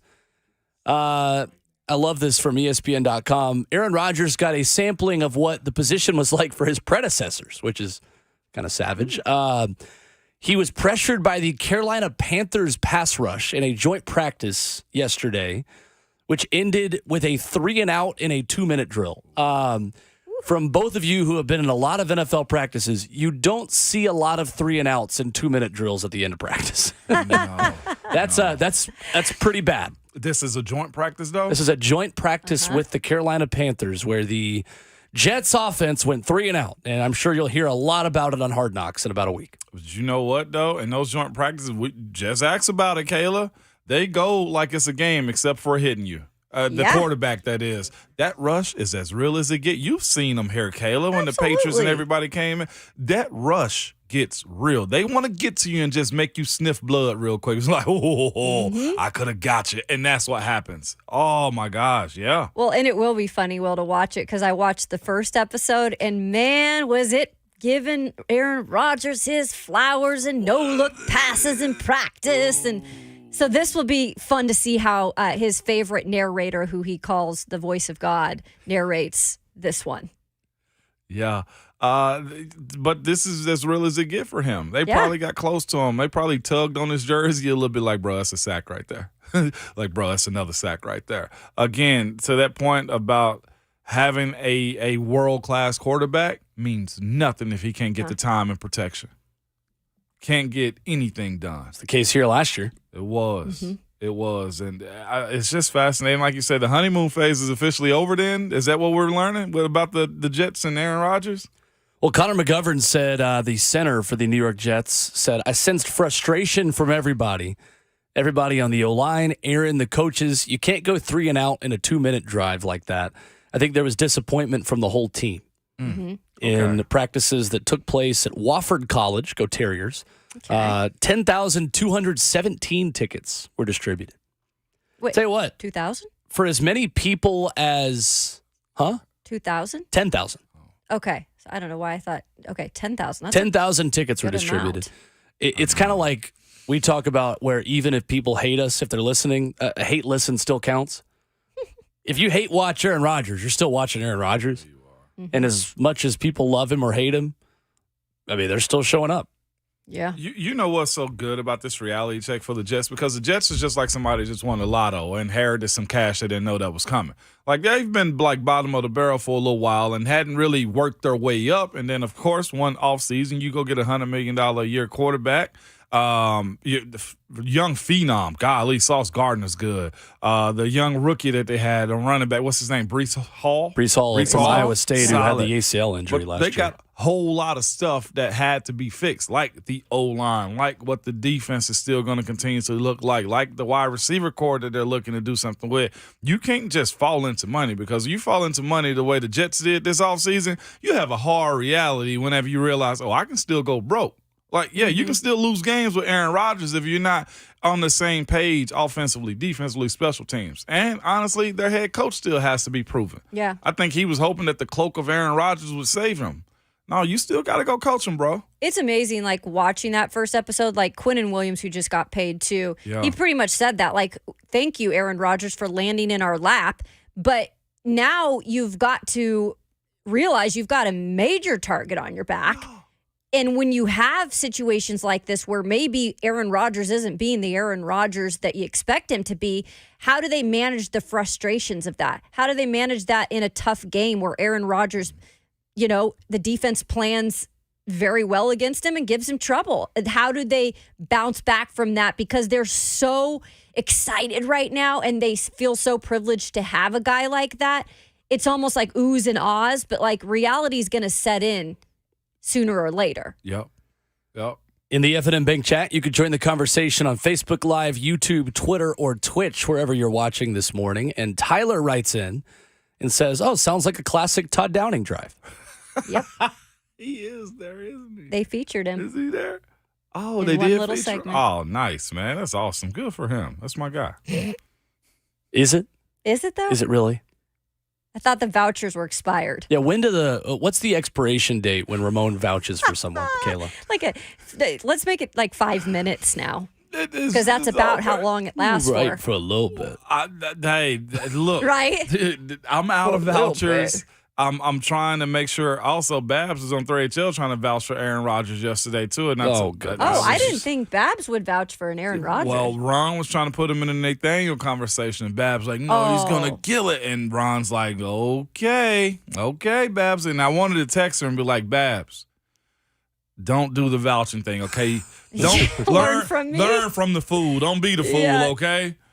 Yeah, I think Aaron Rodgers in New York will be closer to Russell Wilson in Denver than Matthew Stafford in L.A. in his first season there. Between those two. Instead of vouching for people, Ramon should sponsor people now. Oh. It could be Todd Okay. Downing's sponsor. For something beverage wise. Bad Coordinators Anonymous, There you go. BCA. There you go. Hi, my name is Todd. I run on 2nd and 10. Right. Better than Hi, Todd. I like Todd too. He was a good guy. He's a what I'm nice saying. guy. better than BAC. BCA better than BAC. That's a walk-off. Coming up, hour number 3. Go to break.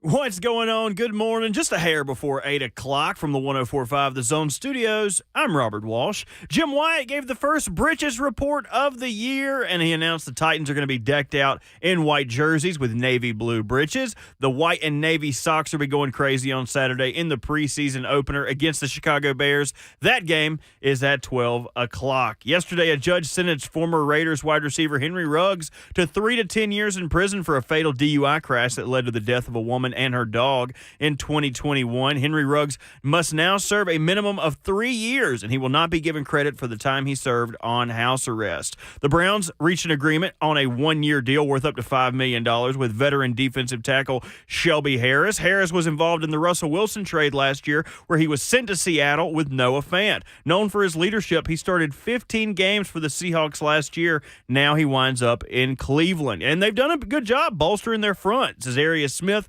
Dalvin Tomlinson, Maurice Hurst, and now Shelby Harris, all added this offseason. For all your foundation repair and waterproofing needs, visit USSTN.com. Breaking news at once on your home for the Titans and the Vols. This is 104.5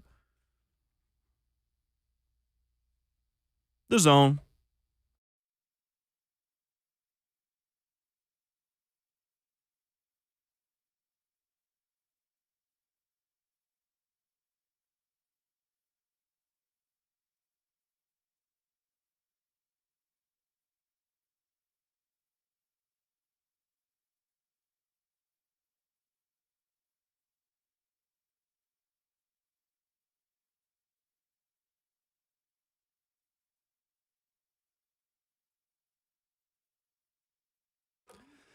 Off we go into the second half of the show on your Thursday morning edition of Ramon, Kayla, and Will. We're powered, as always, by our friends at All Four Seasons Garage Doors. When trust matters, count on All Four Seasons Garage Doors in Nashville. Professional garage door installation and repair from a locally owned and family-run business. Visit allfourseasonsgarages.com/Nashville. With Ramon Foster, Kayla Anderson, Robert Walsh, our producer. I'm Will Bowling. And in 20 minutes, Bill Bender of the Sporting News stops by discussing the distraction of conference realignment as it takes away from the conversation about actual college football, which, guys, gets played in 2.5 weeks. Week zero. Not that far away. In college football, that will be played in Nashville between Hawaii and Vanderbilt. Woohoo. Looking forward to that. 615-737-1045, our number. Ron Rivera stepped in it, and now he's trying to walk back comments he made about his new offensive coordinator. So Tuesday, the head coach of the Washington Commanders says that some players were concerned by Eric Bieniemy's coaching style, so he encouraged them to speak directly with their new coordinator. He said players came away enlightened after talking to Bieniemy, and then essentially says yesterday, I put my foot in my mouth when discussing Eric Bieniemy's intensity on Tuesday, insisting he does not want to portray his players as soft or the first-year offensive coordinator as too demanding. Tony Dungy giving his thoughts on this 18 hours ago. I thought this was good on Twitter yesterday afternoon. He said, did the Commanders do any research on Bieniemy before they hired him? Did they talk to any Chiefs or Vikings players or coaches? He didn't just suddenly become an intense and demanding coach. That's been his MO forever, and it's been successful. Shouldn't be a surprise. Ron Rivera has already undermined the authority and potentially the future head coaching candidacy of his offensive coordinator, Eric Bieniemy, who's essentially in Washington now so he can have an easier path to becoming a head coach without being behind Andy Reid. This whole thing could have been avoided if Ron Rivera wouldn't have undermined his guy by acting surprised that Eric Bieniemy is a tough head coach and a tough coach in general. Initially, I looked at it and kind of said, this is just a coach. This is a guy that coaches a certain style. This is a coach that, he's hard on his player. He's old school. Heck, he called himself in third person, one time and said, this is what Eric Bieniemy does. And I was okay with it. But I get the professional side of what he's saying and why Ron Rivera had to walk it back a little bit. I don't think Bieniemy will ever get a head coaching job now. These reports aren't good. The stuff that he had going on with Patrick Mahomes isn't a good look either. It seems like Patrick Mahomes the easiest player in the NFL to deal with other than Sauce Gardner. You know what I'm saying? Like, it's just certain people that have easy personalities. Patrick Mahomes seems to be one of those guys, and it seemed like him and Eric Bieniemy had that rift also. And you can do that if you have your own ship. He can't do that when Ron Rivera or Coach Reed are one of the ones running the ship. He got to play his role a little bit more. I've had some hard coaches. It seemed like Bieniemy is a harsh coach. Like, he demeans players like you soft. Like, and you know what? There's a portion of the fan base would love that to be the case. But one thing that's true, and Kayla, you've been in those locker rooms, and we've all been around athletes on a professional side, there is always a respect factor. Mm-hmm. And it seemed like Bieniemy may cross that line when it comes down to man-to-man situations. It's also hard to say when you go to a brand new organization, might I add, an organization that has really been a difficult one in terms of everything that's gone on with ownership. And now, Eric Bieniemy, he's going to a brand new place where he's got to earn now from the bottom up in terms of those new players, that respect. Because when you're in Kansas City and you're under Andy Reid, a head coach like that, I feel like that was a good fit in so many ways because Andy Reid kind of allowed him to be that person. And it looked like players like Tyreek Hill, who came out clearly and said, man, there's no other coach that has your back like EB, kind of praising the way that he coaches. But there was time to really learn how he coached there. Oh. And now you're in a brand new place where things have been a little bit wishy-washy in terms of in and outs of coaches and or the owners and all that. These players aren't used to that yet. And a lot of these players are super young. Yeah. And so this is like very harsh maybe to them just because they haven't seen this type of coaching at that level before. Right. So it might be taking some getting used to, but it doesn't help when Ron Rivera kind of goes back on comments. I think it's a weird situation. Is Ron on his way out? How long is Eric Bieniemy going to be there? Did they really do the research, or was this just a guy they felt like they needed to have to bring some sort of an offensive, genius type like to Washington just because they've been down in the dumps for so long? Mm-hmm. To me, it's a bad situation all around because no one seems to be on the same page. They don't. And the thing to me is this. Washington can be a real good spot, a real good landing spot. It should be a hot spot as far as free agents going there and stuff like that. I guess is this to us, and some people definitely will call this, well, they soft. Washington has sucked for a while. Y'all need somebody to be on your butt. It's one thing to talk to a person a certain way, right? Which it seems to be the situation when it comes down to Bieniemy. And it has a pattern to it also. But let's go to separate situations. Washington needs a lot, and they need a reshift in culture, style play, right, winning culture, right? Now, let's go to Detroit. Dan Campbell did all of these things, too. He was hard on that team. He went in, let's bite kneecaps. I think when you make it more about including the entire team in your schemes on what you're trying to do, hey, we going to practice hard. We going to hit hard. We going to do everything hard to get to the point to where we, at least me, I'm on the Detroit train, thinking they can change their culture, thinking they can understand the type of players that they're looking for and the style of play that they want to display on TV on Sunday, Monday, Thursdays, and Saturdays, right? Bieniemy, to your point, you were dropped into this land with these players that don't understand you. This isn't Ron Rivera's style of operating. So, yeah, there probably is some pushback. Dan Campbell made the entire building pretty much put on top. They knew the culture, right? They knew the culture was about to change. And I think that's the separator between the two right there, Kayla. I think you've got a guy who hasn't proven enough there in Ron Rivera. While he's a great head coach, he hasn't done enough yet. And then you've got a guy who has a strong personality coming in as the offensive coordinator who gets a lot of attention, warranted or not. Mm-hmm. And it just makes for a very weird situation. And I feel like a lot of crap that you don't want to talk about that now you're having to talk about there. Yeah.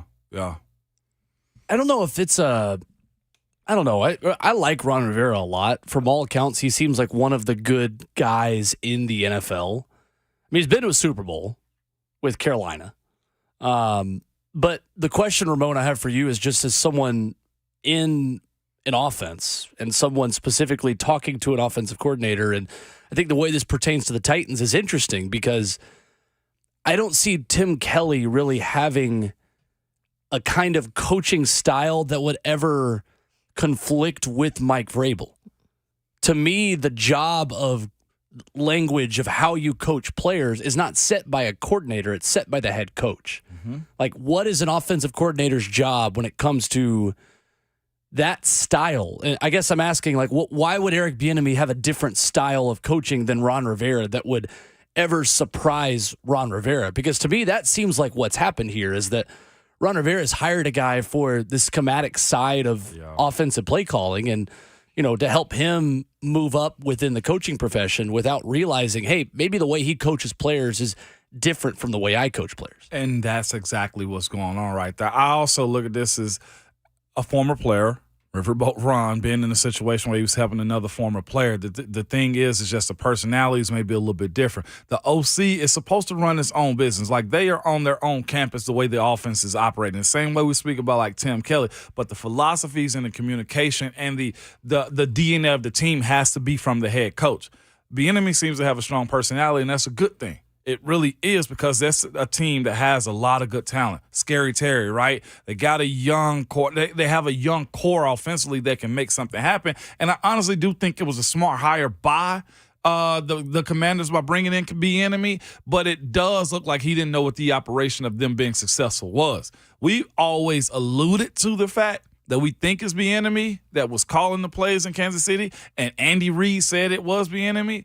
Now we will actually see. So what we expect from Bieniemy as far as the Kansas City him, I don't know if it's going to be the same thing, because once you leave the house sometimes, you change up, you switch up, and Ron may be on his way out, and Bieniemy may be simply trying to position himself. There's a lot that can go into what I'm saying, but the idea is I don't think he realized what he bought when he ended up getting Bieniemy to come over there. He's a strong personality, and that could be a good thing for that team, but everybody in the building has to inherit that type of style of play. And Ron Rivera has always been, to my understanding, a more chill guy in this approach, right? Yep.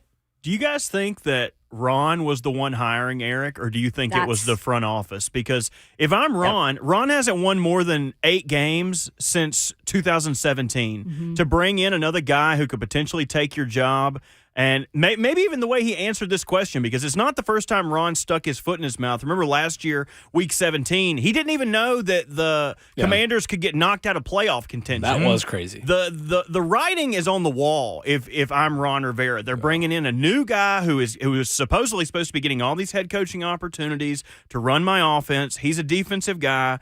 Do you think Ron Rivera finishes this season as the head coach of the Commanders? We answering this now?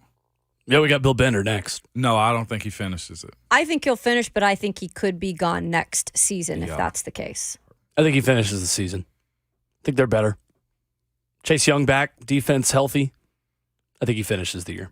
They didn't pick up Chase Young's 5th year either. I know. Okay. Big year for him. Can't get hurt. Coming up, Bill Bender joins us. How big of a distraction is conference realignment for the start of the college football season? And there are 2 teams that maybe surprised me a little bit where they were placed in the top 10 of the coaches poll. One in the Big Ten, one in the ACC. Which of them has the best shot to actually contend for a college football playoff? Bill Bender from the Sporting News joins us next, answering those questions and many more on Ramon, Kayla, and Will.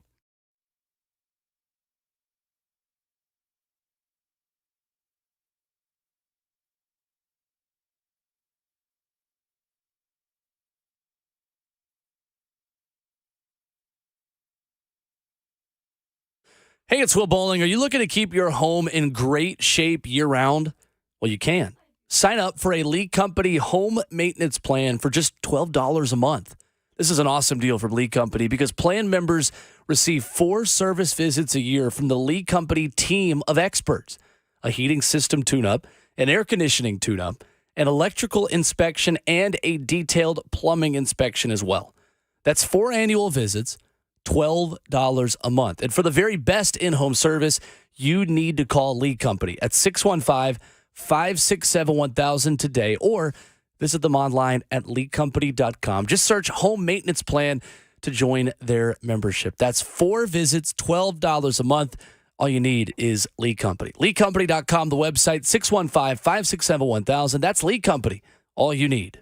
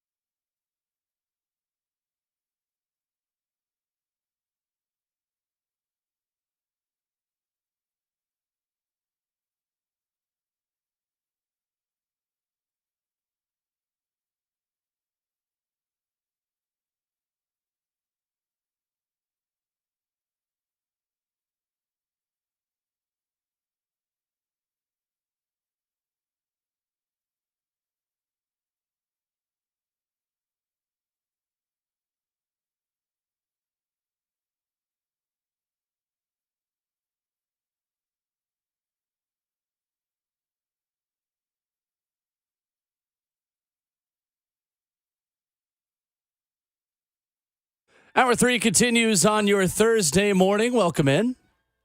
Ramon, Kayla, and Will is powered by All Four Seasons Garage Doors. We've got Ramon Foster, Kayla Anderson. I'm Will Bowling. And joining us this morning, talking a little bit of college football, he is Bill Bender from the Sporting News. Just a little bit to talk about in the college football world. What's up, Bill? How are you?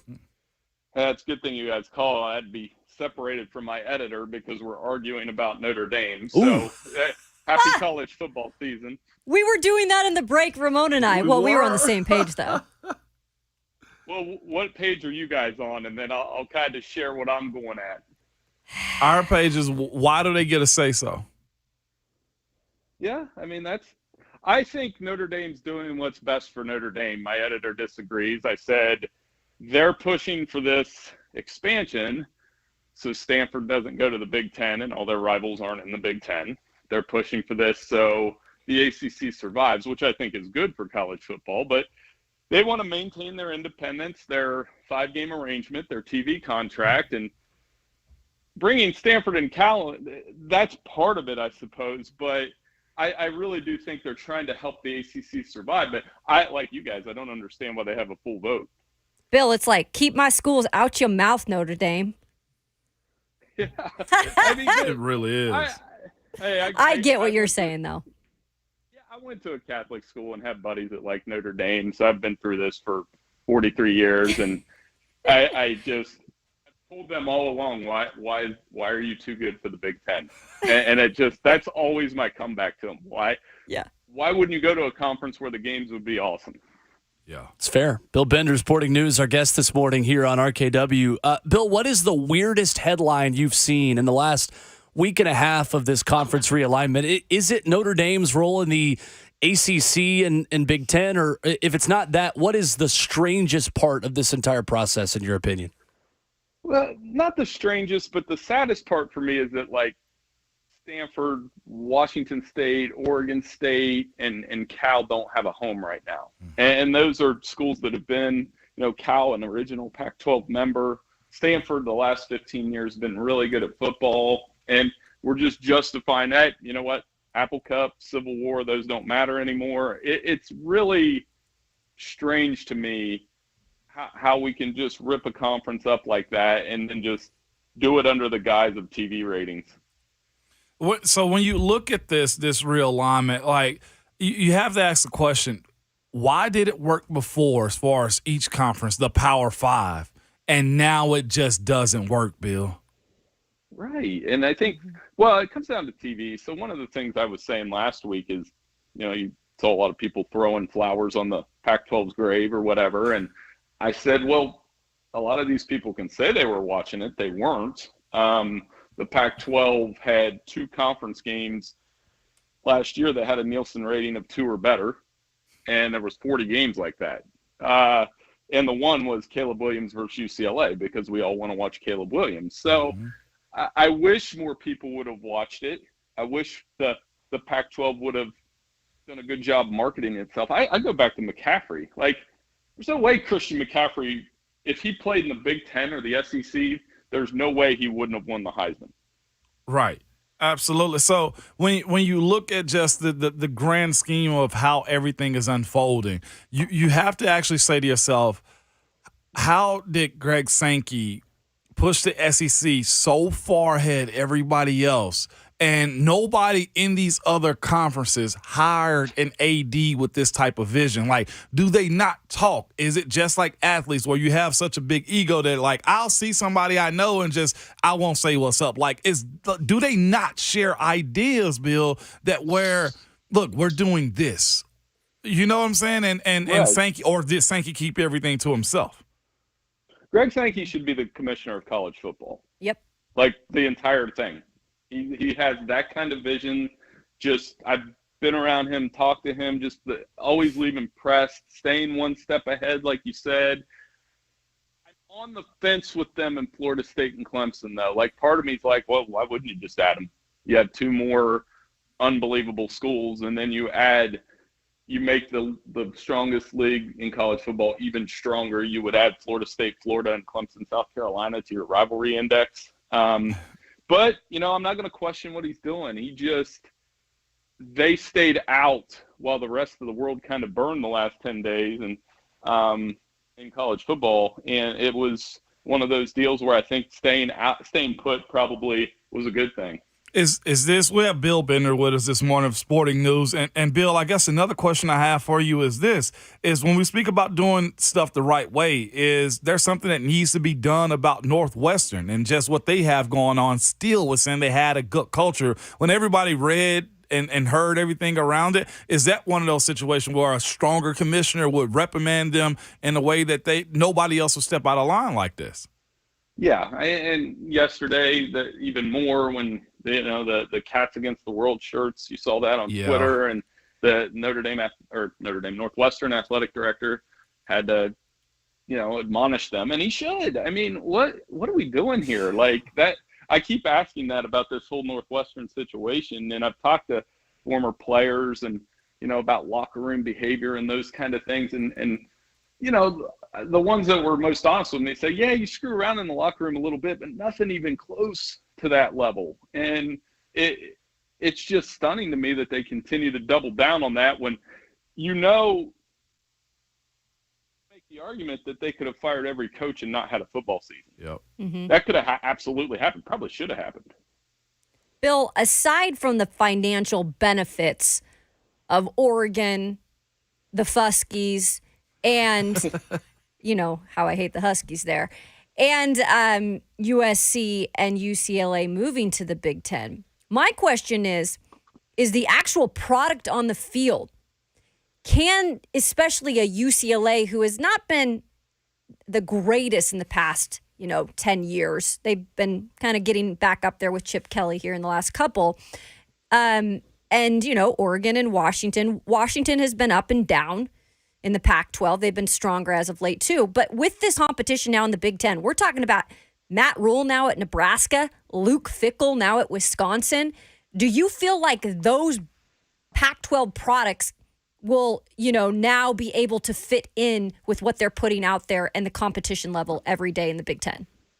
Well, I'm glad you used that phrase because, I was golfing with some of my high school buddies, and like I said, we're Central Ohio kids and Catholic school, a couple of Ohio State fans in there, a couple Notre Dame fans. And I was asking them, I was like, what do you guys think? And one was just like, Washington, why? And, he just kept bringing that up because I'm not going to get excited about that. And he's right. And one of the things, I get why they did it because now Big Ten will have a noon till 2 a.m. product with Big Ten After Dark now. We stole that. We stole the SEC on CBS theme song. I get that part of it, but the other part is like what these Pac-12 schools are going to experience is some of my buddies still treat Penn State as an outsider.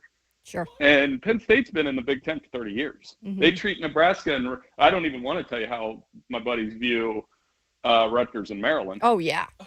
So you know what I mean? Like, I think that initiation period, you're excited, and then it's like, why are these guys in the Big Ten? And the Big Ten is and I'm sure it's like that in the SEC with Missouri and A&M on some level. Sure. So when it comes to just some of the storylines this year, aside from this conference realignment, we've actually got to talk about this year, where, by the way, the Pac-12 might be pretty competitive in their final year together. What do you think about, the quarterbacks coming into this season and who really stands out to you? Maybe the obvious is Caleb Williams, but somebody besides him.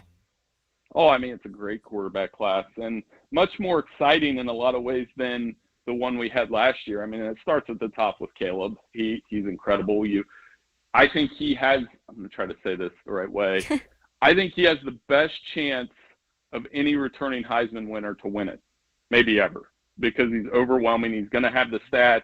If USC wins the Pac-12 and goes to the playoff, he'll win it again. Drake May, Michael Penix, great quarterbacks, great stat stuffers. Bo Nix had a big year last year. I know up here in Big Ten country, they're really excited about J.J. McCarthy. Yep. You hear Jim Harbaugh. Here's what happened at Big Ten Media Day. I want to clear this up. Like, he compared J.J.'s leadership skills to Mahomes and Allen. And everybody jumped on that, like, oh, he compared him to Mahomes and Allen. No, he compared the way he interacts with his teammates to Mahomes and Allen. He didn't say J.J. McCarthy can do the Houdini things that Mahomes does. So that was one where I was paying attention to what he said. And when I saw that getting around on Twitter, I was like, that's not what he said. Bill Bender from the Sporting News, our guest this morning on Ramon, Kayla, and Will. Bill, there were two teams in the top 10 of the coaches poll that were interesting to me, Penn State and Florida State. Two teams that are trying to really turn back the clock a little bit. Maybe Penn State not quite as much, as good as they've been recently under James Franklin. Between those two teams, though, Bill, which team has the best shot to be a legitimate contender this season? Both. Now, I Okay. can answer this question this way. Florida State, we'll know in a month. They play LSU and Clemson in Right. September. So they could either be top 3 if they win both of those games or back at the end. And, to Kayla's point, they have Jordan Travis. He's second in the Heisman voting odds, or betting odds, I'm sorry. And Penn State, finally goes, that program hasn't won a national championship since 1986. But they're super excited because they have a loaded roster around Drew Aller. They have Nick Singleton. They have an NFL difference maker at every position group pretty much.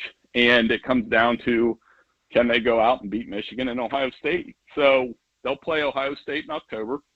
They haven't beat Ohio State since 2016, and we'll know then. So, but yeah, in terms of hype and excitement, yeah, those teams absolutely belong in the top 10.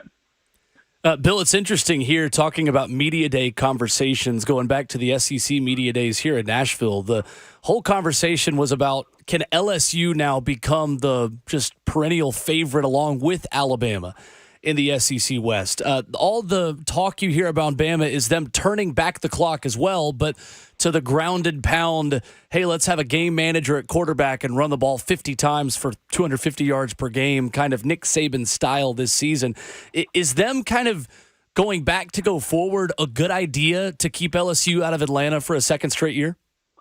Well, they got to figure out their quarterback, and LSU has gotten better. And I don't see people talking about Brian Kelly's accent anymore because they figured something out that I knew. He can coach. He knows how to win football games. He can coach. And it's really – people are off Alabama a little much for me. You know what I mean? Like, they play Tennessee, LSU, and Texas at home. They've lost – actually, when I was coaching my boys' lacrosse team in the spring, I pointed out that, Alabama's only lost 4 home games since 2010. And 3 of those games, the guy that beat them was a Heisman winner. So you really have to go in ready when you go play at Alabama, no matter who they have. So I'm not off them as much. I still think they're going to win the West. I just assume they'll figure out something at quarterback, whether it's Milroe, Simpson, or Buckner.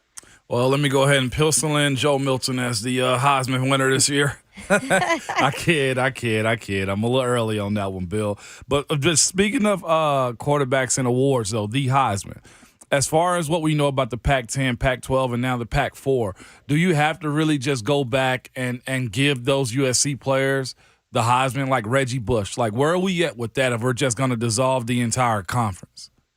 Yeah, the fact that they took Reggie Bush's Heisman is still absurd. Yeah. It's patently absurd. He was the best player that year, and it was just he should have that award back. The Pac-12 does have the best collection of quarterbacks in the country this year. Mm-hmm. I tell people that you can go all the way down to guys like Shadur Sanders and Dante Moore and DJ Uiagalelei at Oregon State and Cam Ward's back. It's every week the quarterback play in the Pac-12 will be at a high level, and it's not just Caleb. So that's why this Pac-12 realignment hurts for me in some ways. Is it just seemed like, hey, the conference is elevated its game. It's gotten it together. It's got playoff caliber teams that are fun to watch, and then this happens. Yeah. So, Bill, I know just yesterday, Gene Smith, longtime athletic director at Ohio State, announced his retirement. A big deal, just considering the amount of success Ohio State athletics has had with him underneath it. Was there any kind of surprise there, or who do you guys kind of feel is going to be ready to take over that spot and have to keep things at a high level? So the Washington State athletic director I know. was under Gene. Is that Not what you're happy. asking? I think he may be next, and he's very good from what I understand. So, you know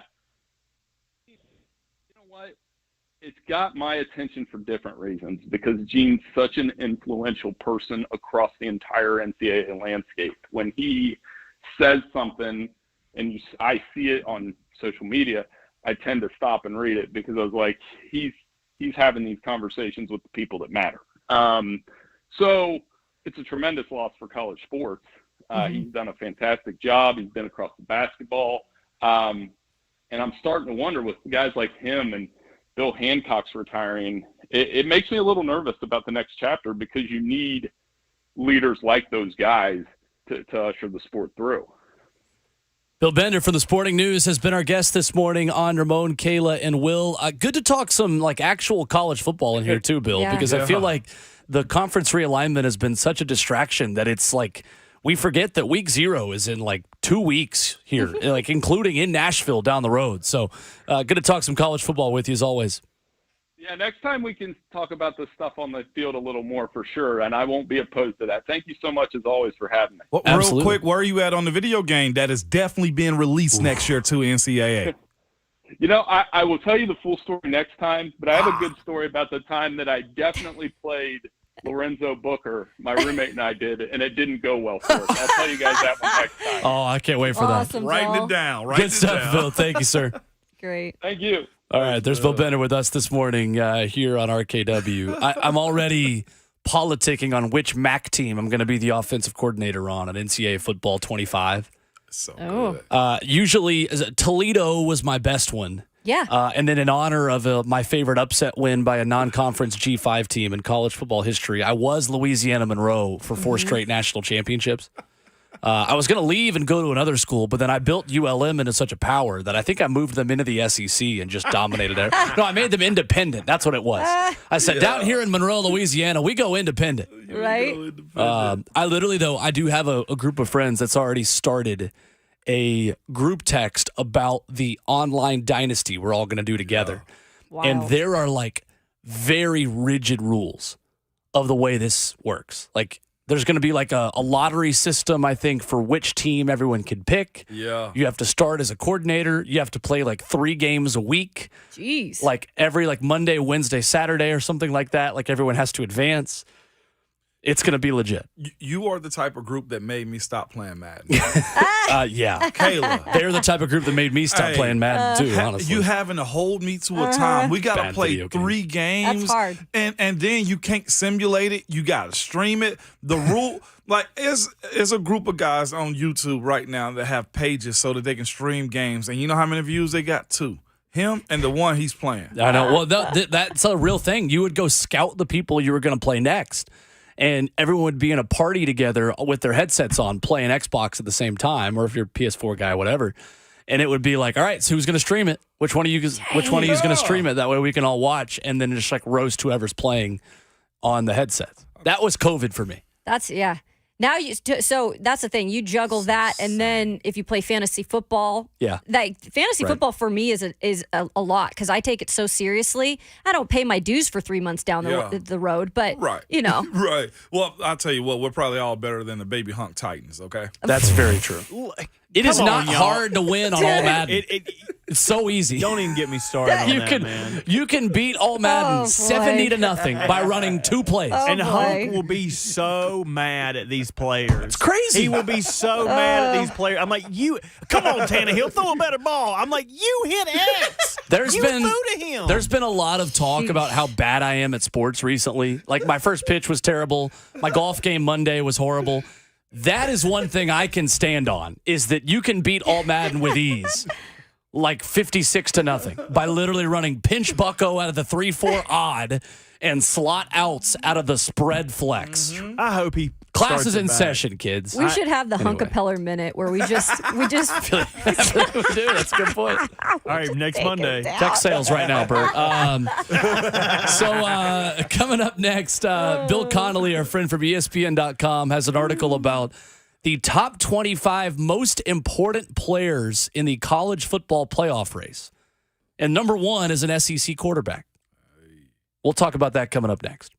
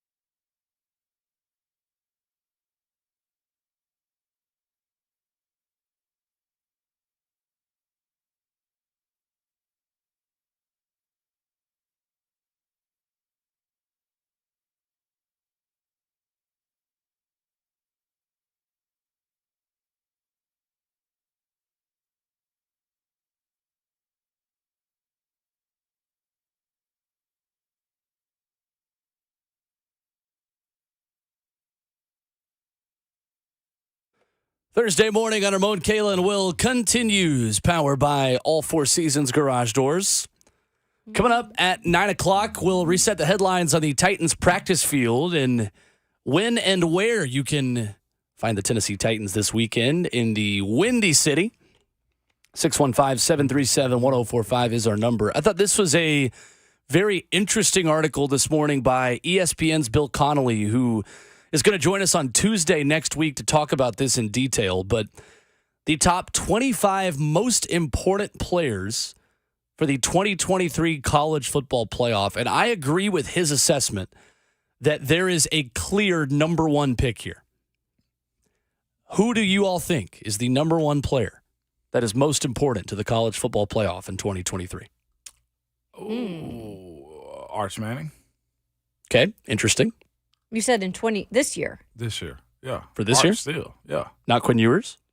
Nah, I think Quinn is a holdover to Arch. Really? Oh. Yeah. Well, I think Quinn's the guy there, You think so? at least for this year. Quinn Ewers is actually number 9 on this list. Okay. I was off on that one then. Well, I mean, it's a fair point if Yeah. you think he's going to jump him, but remains to be seen. Kayla? Wow. I'll just stay in the Pac-12. I'll go with Caleb Williams. You go, yeah. Caleb Williams on this list is still scrolling. Wow, Wow. you're right. He's still. I don't think he's on there, actually. I thought it was a headliner on that. I just clicked on the article I'm and not. saw Yeah, I'm number not on one. the article. I'll tell Oh, I'll wowzers. get there in a minute on who number 1 is. Bear Alexander is the USC player on here, the defensive tackle. And he is the former Georgia defensive tackle. The reason why Joe Milton is number 1 Bless.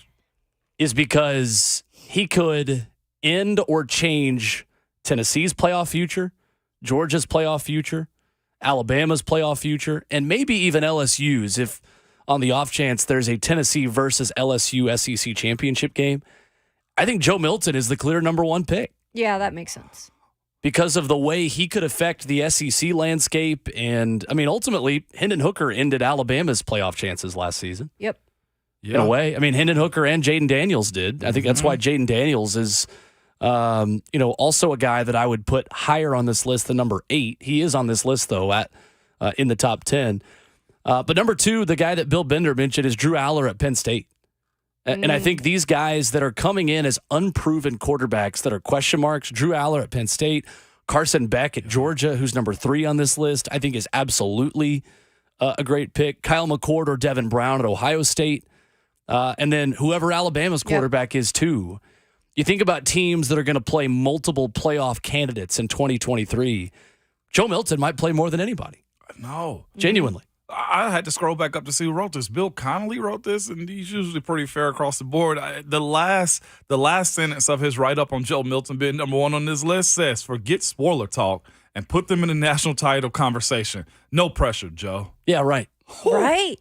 But it Wow. makes sense. It does make sense, though, because to be a starter is different than playing in the game against Clemson and having success. One It's game. a full season, Yeah. and that could really screw up a lot of other conference or teams in the SEC if he does, get to that level. Yeah. Like, that's so true. And if he doesn't, then where does Tennessee go the rest of the season? That's exactly what he said. He'll It makes sense. If he doesn't do the things that we've seen him do in years Right. past, he said if he still takes too many sacks, which is a conversation, he holds the ball a little bit long in the pocket and toes the wrong side of the line between patience and slow decision making, he'll probably end the year on the bench behind 5-star freshman Nico Iamaleava. That's so much truth in what he just said, though. I don't want to say boom or bust, but it's really like boom or figure it out real fast. Right.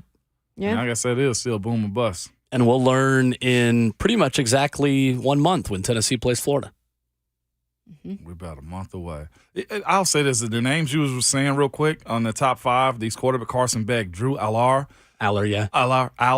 I love what college football is with the quarterbacks because you do have to have a new guy. It's so much that weighs on the new quarterback. Ohio State having 2 guys, Kyle McCord, Devin Brown. I can tell you much about either. But the fact they're at Ohio State and the pressure to perform is so high. You don't get that in the NFL like this. You don't, because you have the rookie quarterback transitional period where Bryce Young doesn't immediately make the Carolina Panthers a Super Bowl contender in 2023. He might in 2024. Maybe, probably not. But maybe, hypothetically, if he is as good as advertised, I mean, next season in 2024, Tennessee might have higher expectations with a quarterback who's never started a game in Nico Iamaleava than they do this year with a guy who's almost my age and Joe Milton. I know. So, interesting stuff, and we will have Bill Connolly on the show next week on Tuesday to talk about that because I think that's a fascinating conversation, and I don't remember a year where so many contending brands and teams all had new quarterbacks at the same time. And it's like the guys that are actually the proven commodities, the Spencer Rattlers of the world, as proven as he really is, which isn't at the same time, are teams that are kind of on the outside of that conversation. Coming up, hour number 4 already. Very fast show today. I don't know why I'm acting surprised. We'll reset the headlines as the Titans get back on the practice field, who we expect to see or not see today, before a larger discussion on who should or shouldn't play. We're going to go through every starter in the Titans depth chart and say play or don't play on Saturday in Chicago. That's coming up next in hour 4 on Ramon, Kayla, and Will.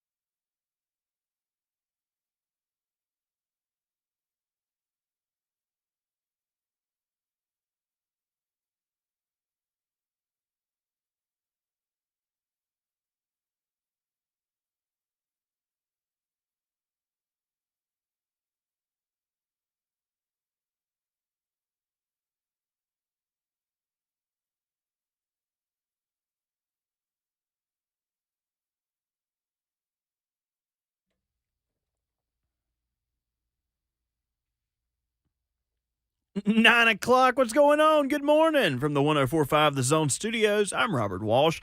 Jim Wyatt gave us our first Britches report of the year, and he announced the Titans will be decked out in white jerseys with navy blue breeches and white and navy socks in Saturday's preseason opener against the Chicago Bears. That game starts at 12 o'clock. A judge sentenced former Raiders wide receiver Henry Ruggs to 3 to 10 years in prison for a fatal DUI crash that led to the death of a woman and her dog in 2021. Ruggs must now serve a minimum of 3 years, and he will not be given any credit for the time he served under house arrest. And the Browns yesterday reaching an agreement, a one-year deal up to $5 million with veteran defensive tackle Shelby Harris.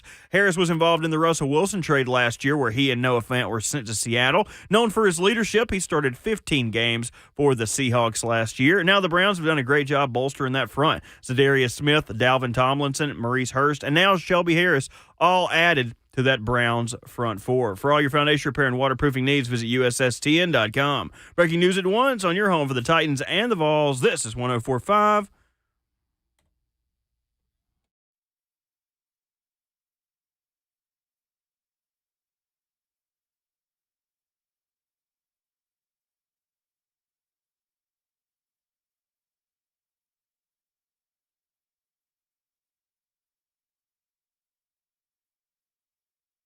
The Zone.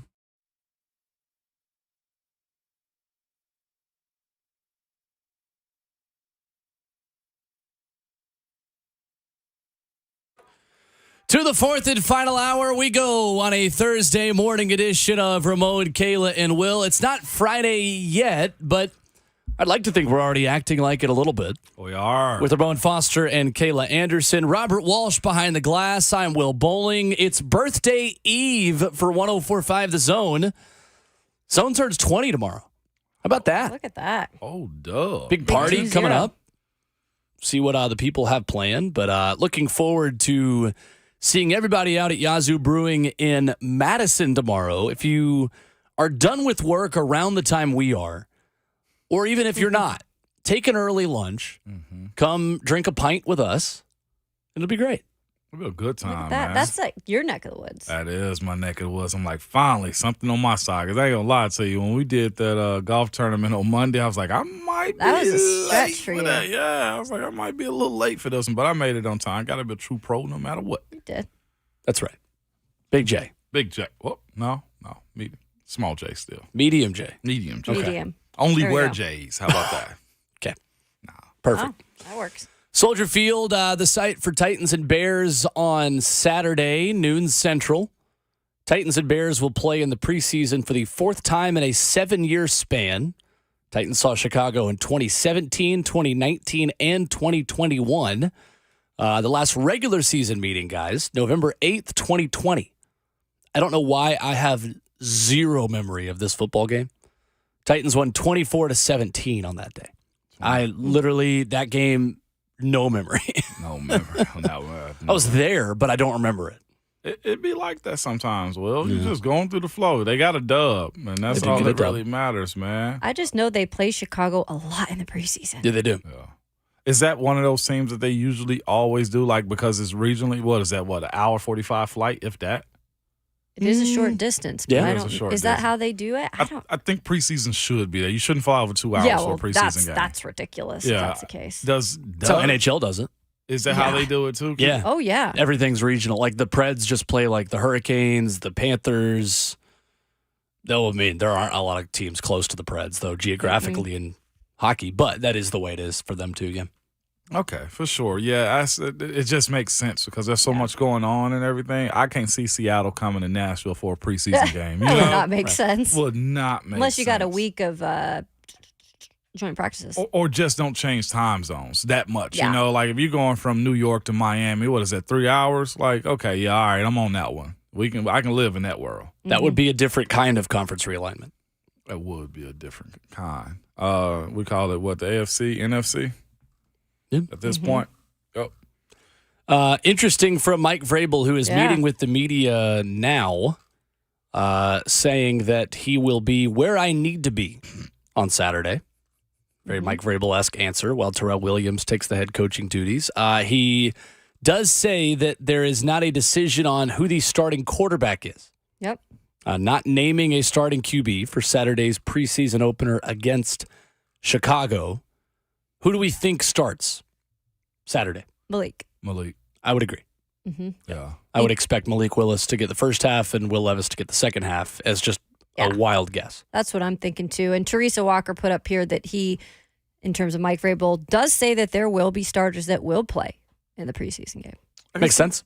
Yeah. Yep. And we got to get to that point. So I was about to go ahead and kill the lead, bury the lead right there, Will. We'll do that coming up. Yeah, no doubt. I'm excited about this one. Kayla, I will give you, obviously as well, the opportunity to give your play or don't play here in this first segment as well. Out of the starters, who do you want to see on Saturday? I'm going to need a minute to think about that. Okay. Either way, it's going to be fascinating, though, because this is a high noon game, similar to, right after what their practice time is as far as the Titans go. Like, they get in and get out of Chicago at a really good rate. Mm-hmm. And, again, it won't be a whole lot of pressure as far as the fan side of it. That's one thing I was really worried about is, man, I got to actually perform in front of an NFL crowd. And we did a preseason game in Washington, and I literally pinched myself and was like, I'm really here right now. Just because I was so nervous. Like, I feel like the NFL crowd is just way more, I don't know, professional in how they evaluate you as a fan sometimes. So I was nervous. But Chicago's got a lot they got to prove, too, this week. I would say not the obvious, because I don't think the obvious Derrick Henry's, Ryan Tannehill's, Right. Jeffrey Simmons, but I think newcomers that we assume will be starters, maybe like a Sean Murphy Bunting, I would like to see play. Just to see that against actual competition. Right? Yep. Does that include DeAndre Hopkins then? I would love to see that. Give it any time you can show me D-Hop out there. I actually would like to see him. I don't know if we will, though. In the preseason, at most a series. I think you get practice rep if you're going against a guy like him. Well, if you put a guy like him in the game. And not just that, too. I look at that like D-Hop is a guy in the preseason that the coaches will hype you up about. So the guys that's probably going to be playing against him on another team are out to prove something, even in the special team. So you do, as a coach, have to manage, all right, who do I want to expose or who I want to put out there for a little bit? So it's like, do they need to play him? Do I need to play him? And, again, coaches operate under their own method, right? Mm-hmm. They don't care about the fan wanting to see him. And I'm a fan of wanting to see what it's going to look like too, Kayla. He could care less about what I would think about him not playing. I'd like to see Arden Key. I think Arden will. I'll wait to say. How about Andre Dillard? I'm going to go ahead and give away that I think the entire first-team offensive line needs to play. I'm with you on that. 100%. I think they need to each get a quarter of all 3 preseason games. Yep. At least. And honestly, the only reason why I don't think Ryan Tannehill needs to play yet is because until that line figures some things out, don't put him out there to dry until you feel like you have to. And I know I've stood on the soapbox all offseason saying I want to see Ryan Tannehill in preseason at some point, because I think this is part of the way you can maybe alleviate some of the issues you had as of late in week 1. You got a new offensive coordinator. I want to see him in this system at full speed, full contact preseason, but not until the offensive line at least has a couple of games by themselves without him behind them to figure things out on their own, too. Yeah. I agree with that. That's the same thing we're speaking about with Aaron Rodgers right now, with him, them losing 2 minutes, a 3 and out on top of that.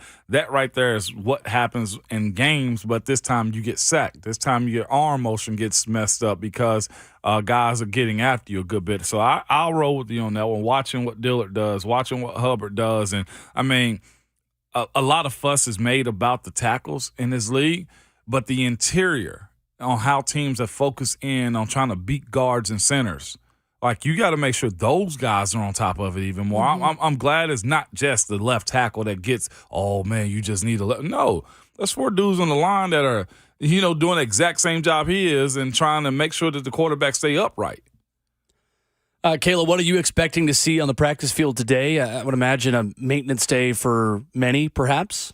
Yeah, I don't think this is going to be the way that Mike Vrabel kind of operates before they play games. It's not much, right? And there's a travel day tomorrow, so this is their last day of practice before they head to Chicago. So yeah, I would say some individual work, maybe not going full out like we've seen them go in the past week and a half or so. Just kind of gearing these guys up for game, actual game action, which is crazy to think for a lot of these rookies, the first ever at this level, which is going to be really interesting. Not that I have any knowledge of this, obviously, or speaking on anything that I think is going to happen today, but we are still waiting on the first Tannehill maintenance day. And the first day where Ryan's not out there. Does it make sense for that to come before a preseason game where he's not going to play, or is that all the more reason for Ryan to still get some work in, considering he won't Saturday? He will get some individual work in, I would think. But as far as team stuff today, if he's not playing, and it seems like we're all leaning towards the idea that Tannehill's not going to play this weekend, then he's on the sideline doing individual drills, not team drills. They will get a basic, to my knowledge anyway, a basic stock game plan. Hey, we're going to give you 10 plays. This is how we're going to start the game, and we're going to stick to this 4 core runs. We're going to stick to this amount of passes, and we'll just build a game plan around that as the game flows. So those dudes will get an opportunity, and this is an even bigger situation. A lot of young guys will understand, as Coach Matt kind of said earlier, you non-starters need to be servicemen. Guys need to learn today how to run scout team. Yeah. You can get fired so fast by not knowing how to run scout team cards. Oh, my God. Coaches hate that. And I think it'll be fun when they do play here because even if the starters don't play, they'll be on the field. And I love how they encourage some of these rooks. But a lot of them do not travel to the away games, the starters. Like Rhett had mentioned the other day. I forget that sometimes. We might not be even seeing those guys on the sideline. I wish they would have. I wish. Oh, I was like, I thought you meant you wish they would be there. Nah, man, you go on them roads as a vet, and you got to wait on them. While we got this walk, we got to walk through at 9, and then we got one at 3 o'clock, and then we got to go have to. Oh my gosh, you could have left me behind. I would have absolutely loved. Vrabel, you on top of the game when it comes down to player, knows man. his stuff, right? Yeah, he do, Kayla. You wasting time in those trips. And then I got to go stand on the sideline, back get tight. You feel me? Like, leave me. Mike Vrabel specifically says about the quarterback decision against Chicago, he has made the decision but is not going to tell us. Of course. I wonder if the head coach, Terrell Williams, will tell us. Right? Mike Vrabel is going to be where he, quote, needs to be. What Terrell Williams is the head coach. He can do whatever he wants. Yeah. If Vrabel had the option to never speak to media, would he exercise that? No, because I don't think think he he would. loves it. You think he likes I it, though? think he relishes the opportunity to put us in place sometimes and to be smart alecky. Yeah. And you know what? We actually kind of like it because if you feel comfortable, you give it right back. Yeah. I love talking about it. Somebody said something yesterday to him in the presser, didn't he? Or the 2 day days before? ago, 2 yeah. days ago. Yeah, sure did. He was like, what? No. Oh, Jen, the emojis. Demo. Oh, Yeah. Just asked about what you, Yeah. off a conversation that we started Yeah. on Friday, You guys did. I'm told. Yeah, we did start that up about significant others, Yeah. spouses, Oh, yeah, girlfriends. I was in here wasn't- too. You were here. I wasn't here for it. But Yeah. What do you have in your phone for your spouse? yeah, And Austin Stanley them did it. It was hilarious. it was good. Well, Kayla, enjoy practice. No, I'm not going today. Or you're not going today? No, I'm taking a fly. I have a flight later on. Oh, perfect. Oh, Yeah, remember? Oh, we're going to rock out, So man. I'm kicking it. Demerit on me. I'm kicking it. Play or don't Slacker. play. Coming up next, Titans starters. Who do you want to see? Who do you not want to see? We've given the highlights. Let's go line for line on every line of the depth chart for the starters of who you want to see. Coming up next.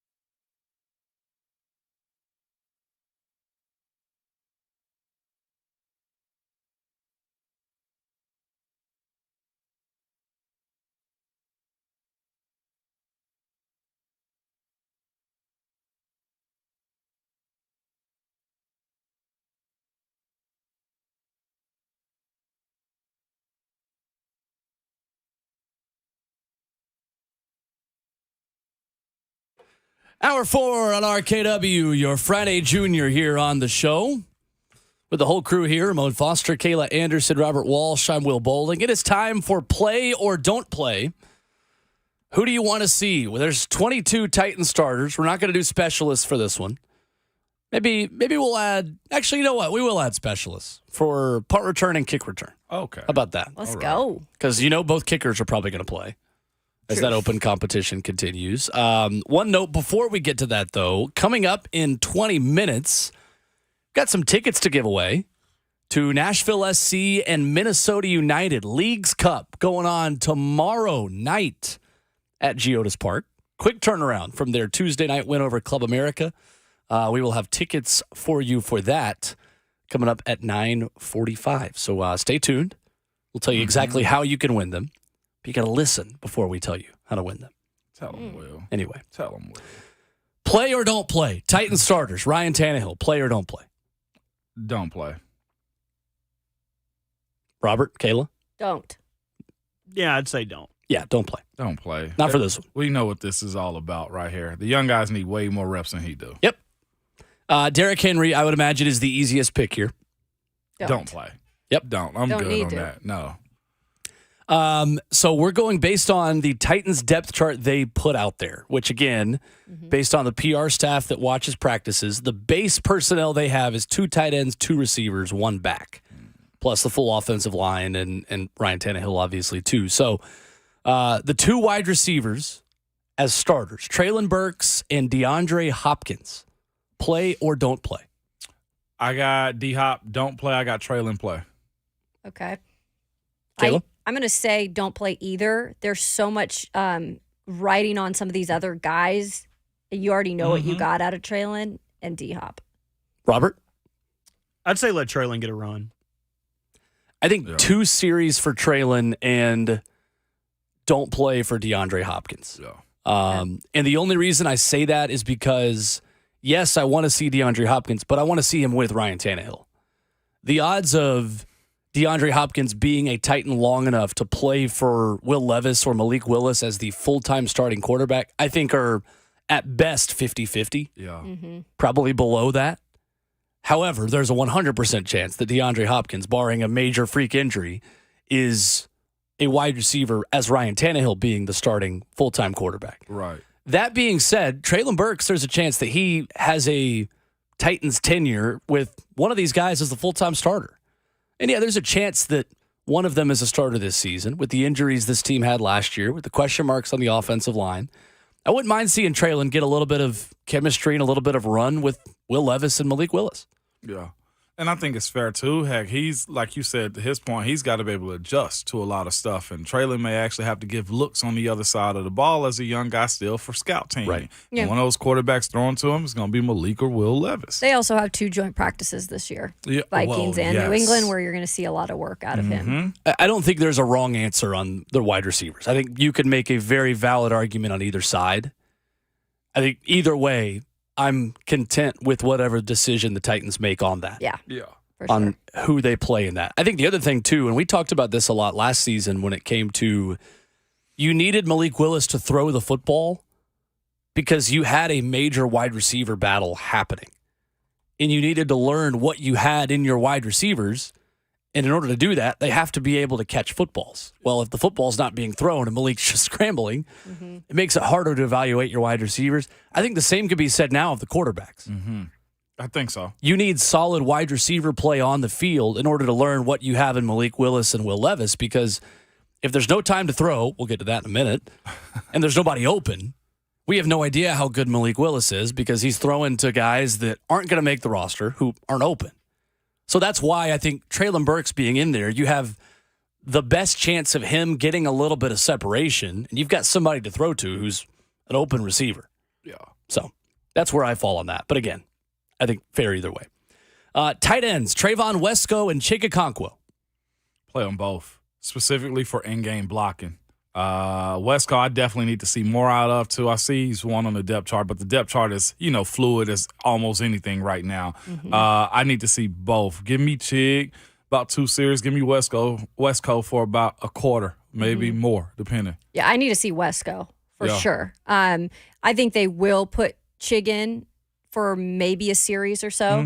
Mm-hmm. Just more so because I feel like maybe Chig wants that experience a little more too. And I don't know if he needs it at this point, but yeah, you're right for the blocking situation. I'll tell you this much. We asked Chig about blocking last week. He's still working on some things. He's actually not up to his ideal weight yet either. So it wouldn't surprise me if they got him in just to get some reps with the blocking situations too. Yeah. And I know we make a big fuss about blocking tight ends, though, but it's such a huge it's still part of the game. And you're told to play tight end sometimes as an extension of the offensive line. Yeah. And that's a huge part of the play here for the Titans, specifically when you run the ball at the rate that they do, too. And especially with the question marks you have on the offensive line. I mean, chipping and literally chipping in. Delayed releases in the game. Delayed releases are a big part of what the Titans have had to do because the starting left tackle wasn't available past couple seasons. And that's why I'd kind of like to see their roles reversed a little bit, where maybe Chig is the inline blocker and maybe Wesco is off the line. Not something he's done a lot in his career, but maybe finding out something he can do for you that lets your offense be a little more multiple and not so predictable. And that's what preseason's all about also. You get that flexibility and essentially a mulligan in these type of situations. Sure. Well, I'll also throw in Kyle Phillips here because base personnel of 3 wide receivers. Does Kyle Phillips need to play? Yes. Yep. I think that's an easy answer. He needs to be a punt returner too.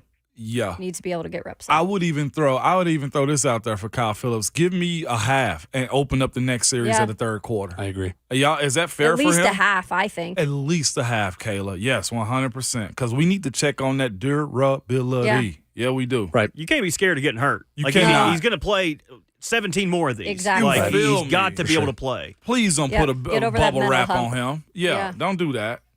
For the offensive line, from left to right, Andre Dillard, Peter Skronsky, Aaron Brewer, Daniel Brunskill, Chris Hubbard. Got to see it. All of it. Got to All see five? him. I would say yes to everything but right tackle. I think they need to let anybody who's not any of the other 4 see what they've got. Whether that's Justin Murray, the guy they just brought in, whether that's Hubbard. Let some of these other dudes look out there with the starting unit. Maybe do the starting unit 2 series. Hubbard gets 1 series. Whoever's in the second running get another series. And you see what the stack is, how it looks as a group.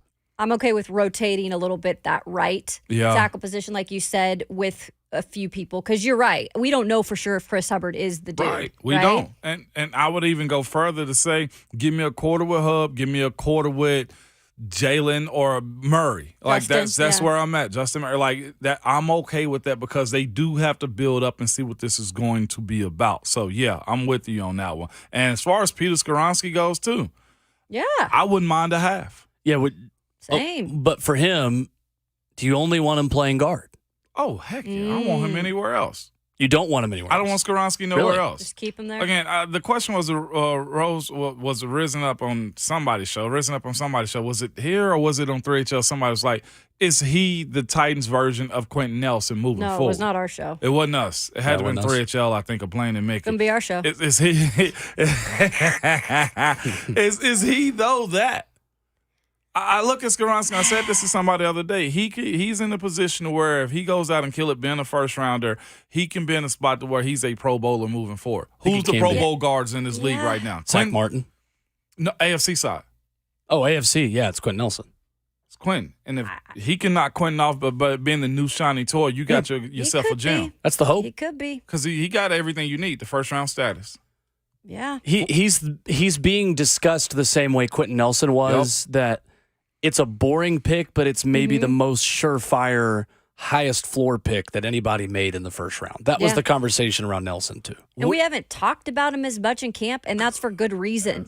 Like, when we're not talking about you, you can say this more than anybody on the line. It's probably a good thing. Yeah. Being boring is good on the offensive line. Joe Thomas. Just be boring. Boring, right? Yep.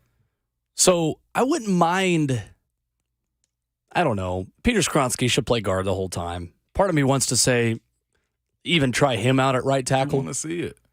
But that's fair. I'm more likely to say, let Daniel Brunskill have a right tackle series. Played there before. I was actually of this mindset. Let that Brunskill, Brewer, and Skronsky rock. Let the center guard triangle kind of figure things out. Yeah. Let them build. Let as them much cook. Unity. Y'all good on the time frame? Or you want Cohesiveness. a little bit less? Do you want a half or do you want like I a want a quarter? half. You want a half out of I do too. I want a half. I want to have have to. to. Yep. Absolutely. So other starters to the defense. Defensive line, Danico Autry. Play or don't play? Don't play. Nah. You know what you've got. You do good. And that's a no. he's a vet. Need to save that body. That He man is maybe one of the few players that I don't need to see in preseason whatsoever. Yeah. It's a very, very short list. You know what's crazy, you guys? He's actually been out there on the practice field Yeah. more than I've ever seen. Like in practice. Mm-hmm. He's just not a guy that's always out there. He's on the bike. He's been out there Yeah. every day. He's the number one at your favorite restaurant. That's what he is. He's the number one at Quarter your favorite pounder with restaurant. cheese, please. You know what Right? I'm saying? Like, yes, sir. Give me the number Supersize. one. When That's, you go to Five Guys, you know you're getting a great burger. Yeah, that's right. That's Danico. Yeah. that's the That's Nico. right. Sometimes you're not hungry enough to have the Big Mac. Mm-hmm. You're not hungry enough for Jeffrey Simmons. You just want the quarter pounder with cheese. Right. Danico Autry is the quarter pounder with cheese of Titans football. Hello. The quarter pounder is more elite than the Big Mac. I know. to me. I agree. It's a little bit. Big Mac has more bread. It's too much bread. We wasting so much carbs with that, ain't Yeah. we, Kayla? Anyway. Wasting way too many carbs. Tierre Tart, play or don't play? Play. Play. He's been a little banged up too. 100% play. As much as Jaden Peavy has come on at nose tackle, as much as Naquan Jones is still in the mix there's some competition at nose tackle that I think is a little bit underrated right now. Mm-hmm. As complimentary as they're being on Jaden Peavy. Peavy specifically in this situation, yes. Not to be confused with former San Diego Padre Jake Peavy. Right. Anyway, Yeah, human. play him for sure. Robert Walsh, Tierre Tart, play or don't play? Stick him out there Okay. Yeah. Stick that Pop-Tart in the toaster for Yeah. with some butter on it. Toasted it. butter on a Pop-Tart? It's I've so heard that. freaking good. Oh my Here we God. go. I've Doesn't it already heard have about it. I don't frosting? have time for this. Jeffrey Simmons. I don't have time to reprimand you right now. Jeffrey Simmons. We good. That's all. 1, 2, 3. Not play. No. Yeah. And No. the A's win it. I'll be honest. There are 3 players, 3 of them, that I don't need to see at all in preseason. Danico Autry, Jeffrey Simmons, Derrick Henry. That's it. Right. Not even Byard? 4. I don't need to see Byard. Yeah, I don't need to say him either. That's unanimous on everybody, I feel like. I wouldn't though. mind seeing Byard. Wow. There's new members of that secondary. That secondary finished 32nd against the pass last season. Wow. 32nd. A lot of that is because you keep just whispering. You sound like Darth Vader when he says, wow. Stop. You're literally, oh my gosh. I wouldn't mind seeing Byard in the third game for 2 series. What? Can you imagine? Hey, Byard. Stop saying wow and give a take. Hey, Byard, we asked you to take a pay cut. You've been at all the practices. By the way, go out and play preseason. Played 2 series in game 3 with a totally new, identity of this defense with a lot of new pieces in it, with a new guy with the green dot, with this defense was 32nd against the pass last year. They're not good enough to sit out games and sit out reps to fix the fact that they were 32nd against the pass last year. If you don't put some respect on Kevin Byard's name right now. It's not personal. No, you act like those were his issues, man. They weren't totally his issues. I'm didn't saying help him. they're the defense's issues. The way you fix them is have the leader of your defense on the field to help fix the issues. So you travel him and you tell him your player coach Nope, on this weekend. not happening. If you For don't- 2 series at home, you don't. No. I'm not saying this weekend. I'm saying in the 3rd preseason game at home when he doesn't have to travel, and he's playing 2 series in 1 quarter. That's not asking very much. I wish I would send Kevin Byard out there with some dudes that's not his dudes this I weekend. feel like I'm sending him to war. You I'm are not sending him to I'm war. not sending him to Yeah, you Chicago. are. That man I'm gotta- saying in game 3. No, I don't want to see him. This is not that irrational. This of a is take. that irrational. No, it's you not. are not thinking well today, man. That's not If you true. think you want to send Kevin Byard out Completely there, reasonable. you know what? I'm telling you right now, Kevin Byard's not re-signed to the Titans next year because Will Bowling want to put him out there in a preseason game, man. He heard it on 104.5 The Zone. Man. Boy, oh my gosh, man. 2 series. That's about what? It might be 8 plays. plays. 8 plays, depending. 8 to 12. You're right. Send a message to your defense that when you're 32nd against the pass, we're going to take a little bit more time to mesh and figure things out. Send a message to your defense. When you get 32, we're going to send you out in a preseason. That ain't happening. We'll see. Hey, I send it back. That's what we do. We'll see. Oh, man. I didn't expect that out of you, Will. I didn't expect the Bayard play. And I you could know see what? Imani, but not Kevin. I'm with you on. I understand why you said it. You got a real good point because the stats don't lie. That is 100% fact. Yeah. But I look at the stats and say, what my assignment? Bayard don't think had much to do with that. He was still as steady as you needed him to be last year. Again, they've got so many opportunities besides a preseason game to be doing the things they need to do when they're going against other competition. That's fair. And to the Titans fans rebuking my name right now, you can love a player, yet still reasonably expect him to give you a little bit something different. Yeah. You can love a player and realize that player was still a part of the 32nd pass defense in the National Football League last season. The numbers do not lie. Yeah. Arden Key, next up. Play or don't play? Play. Yeah, I want to No see more it. than a quarter.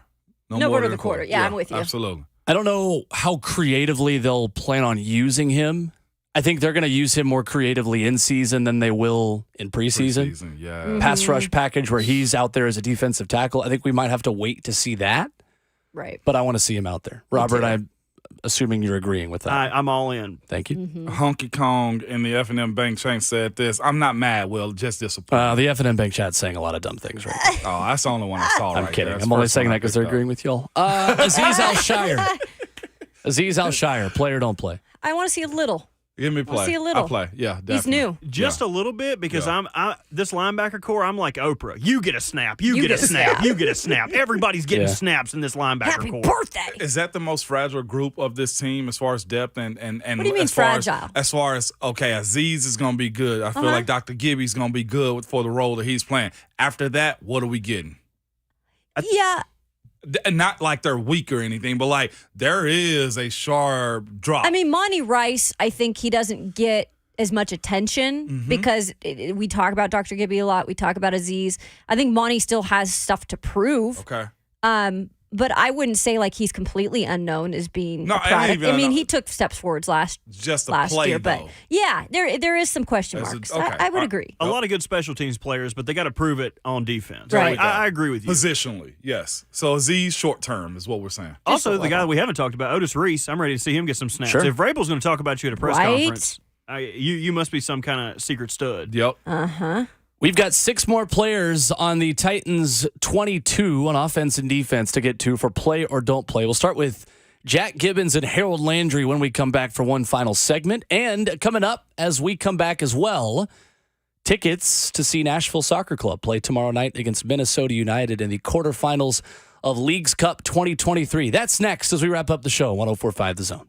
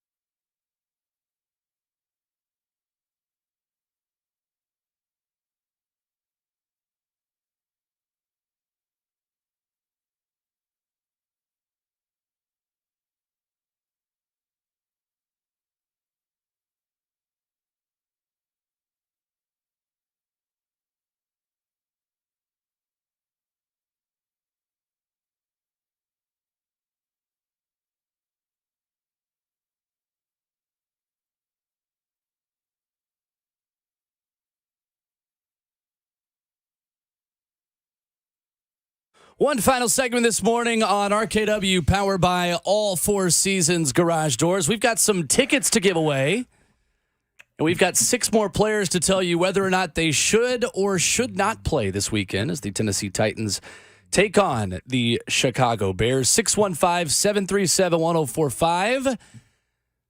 Robert, I'm going to allow you. We're going to live produce the show here for a minute. Should we take our caller first, or should we take the calls for Nashville SC tickets first? Let's take the caller first. Okay, let's go to Dan in White House, who is up next as we talk Titans preseason. What's up, Dan? Up, Dan? Hey, how's it going? Good. Good. Well, I can't believe I'm going to do this, but I'm going to help you out on this Kevin Byard deal Okay. that y'all talking about. Look at it from his standpoint. Everything in practice is controlled.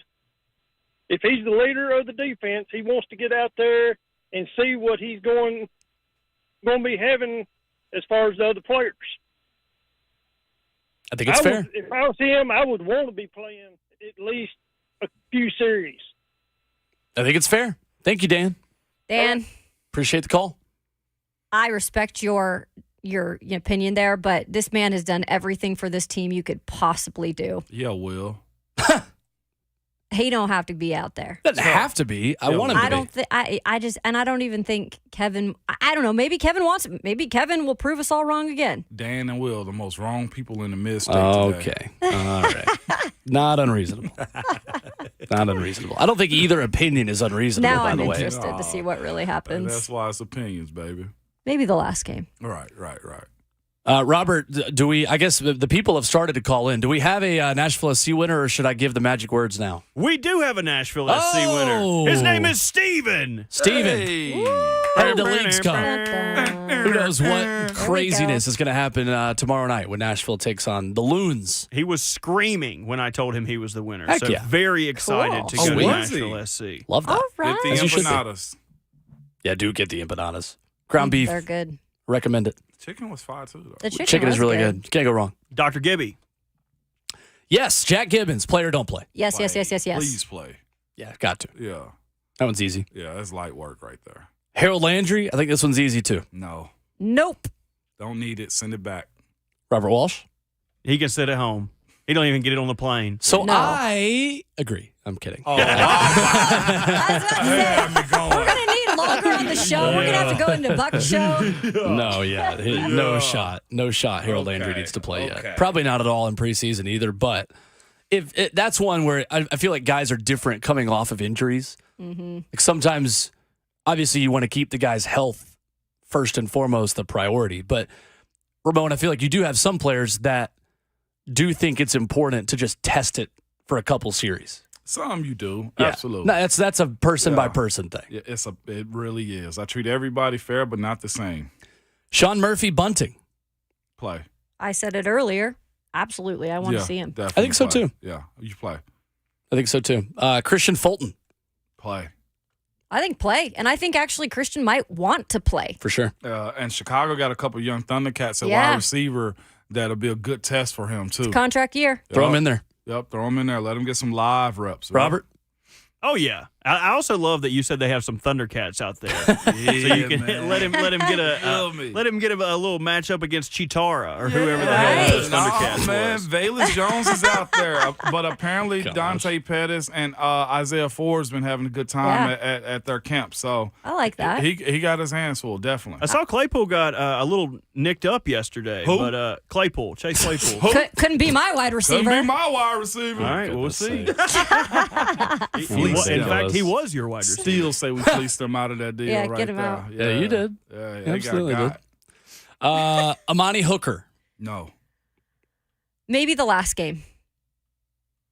Just Okay. because I feel like they'll put a few more starters in there, but I don't need to see him on. I don't think he'll travel. Yeah, I'm trying to save him. He was banged up a little bit last We year. probably will do this weekly Okay. leading Okay. up. I think this has been a good It's way actually to kinda view nice. this. I think we should do this the day or 2 days before every preseason game. Yeah. Mm-hmm. Amani, I'm up in the air on. I'd probably lean not play for this one. I would just like to see the depth at safety because this is like we really don't know what we've got at behind the two starters. So I mean, maybe giving these guys some play can release some of that fog of war, and we can see through it and see who needs to be getting snaps as the third safety. But I'd probably say if you want to throw him out there for a series, I don't think it could hurt. But So Kevin Byard needs to play the whole game tomorrow or Saturday, right? Yeah. That's why I'm like, this makes no sense. So Kevin Byard's going to play, but Amani's not. He's doubling down. Yeah, Kevin Byard should not play. on. No, again, for the whatever. Kevin Byard should not play Saturday. No chance. That was never the point I was making. Okay. I'm saying 2 series at home when you can be in the comfort of your couch immediately following and before the game. Returners. Little daily double bonus. Punt returner, Kyle Phillips. Yep, we already said on that First one. half. oh yeah, I want to see Tajay Spears out there a bit. Second half. He's listed as 3rd on the depth chart for punt return. Tajay Spears is as dynamic of a playmaker as the Titans have of guys with the football in their hands of what they can do. So I want to see him for a little bit. Kick returner, Julius Chestnut. Is that the guy you want to see return kicks? I was hoping for Joey. You were hoping for who? Joey. Oh. Okay. Play the music. Play it. Play the Competition eater. Yeah. Tying the front end and the back end. In the first and fourth hour, Ramon Foster has pivoted the conversation to competitive eating today. Please. Yes. I am good with Eat it, Julius Phyllis. Chestnut. Eat it.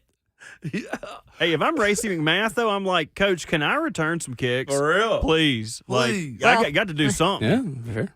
And he got to show his He's in the gotta do game, something. too. Like, we need game reps of him killing it the way he does in practice. Back at it tomorrow morning for the 20th anniversary of 104.5 The Zone. Come and see us, Yazoo Brewing in Madison. We are looking forward to a very good time. Kayla, enjoy your long weekend. Thank you. Yeah. And we are back at it at 6 a.m. Brent Hubbs will join us, and the man who goes way back with Brent Hubbs. Oh, he's back to being on every Friday on RKW. The voice of the Titans, Mike Keith.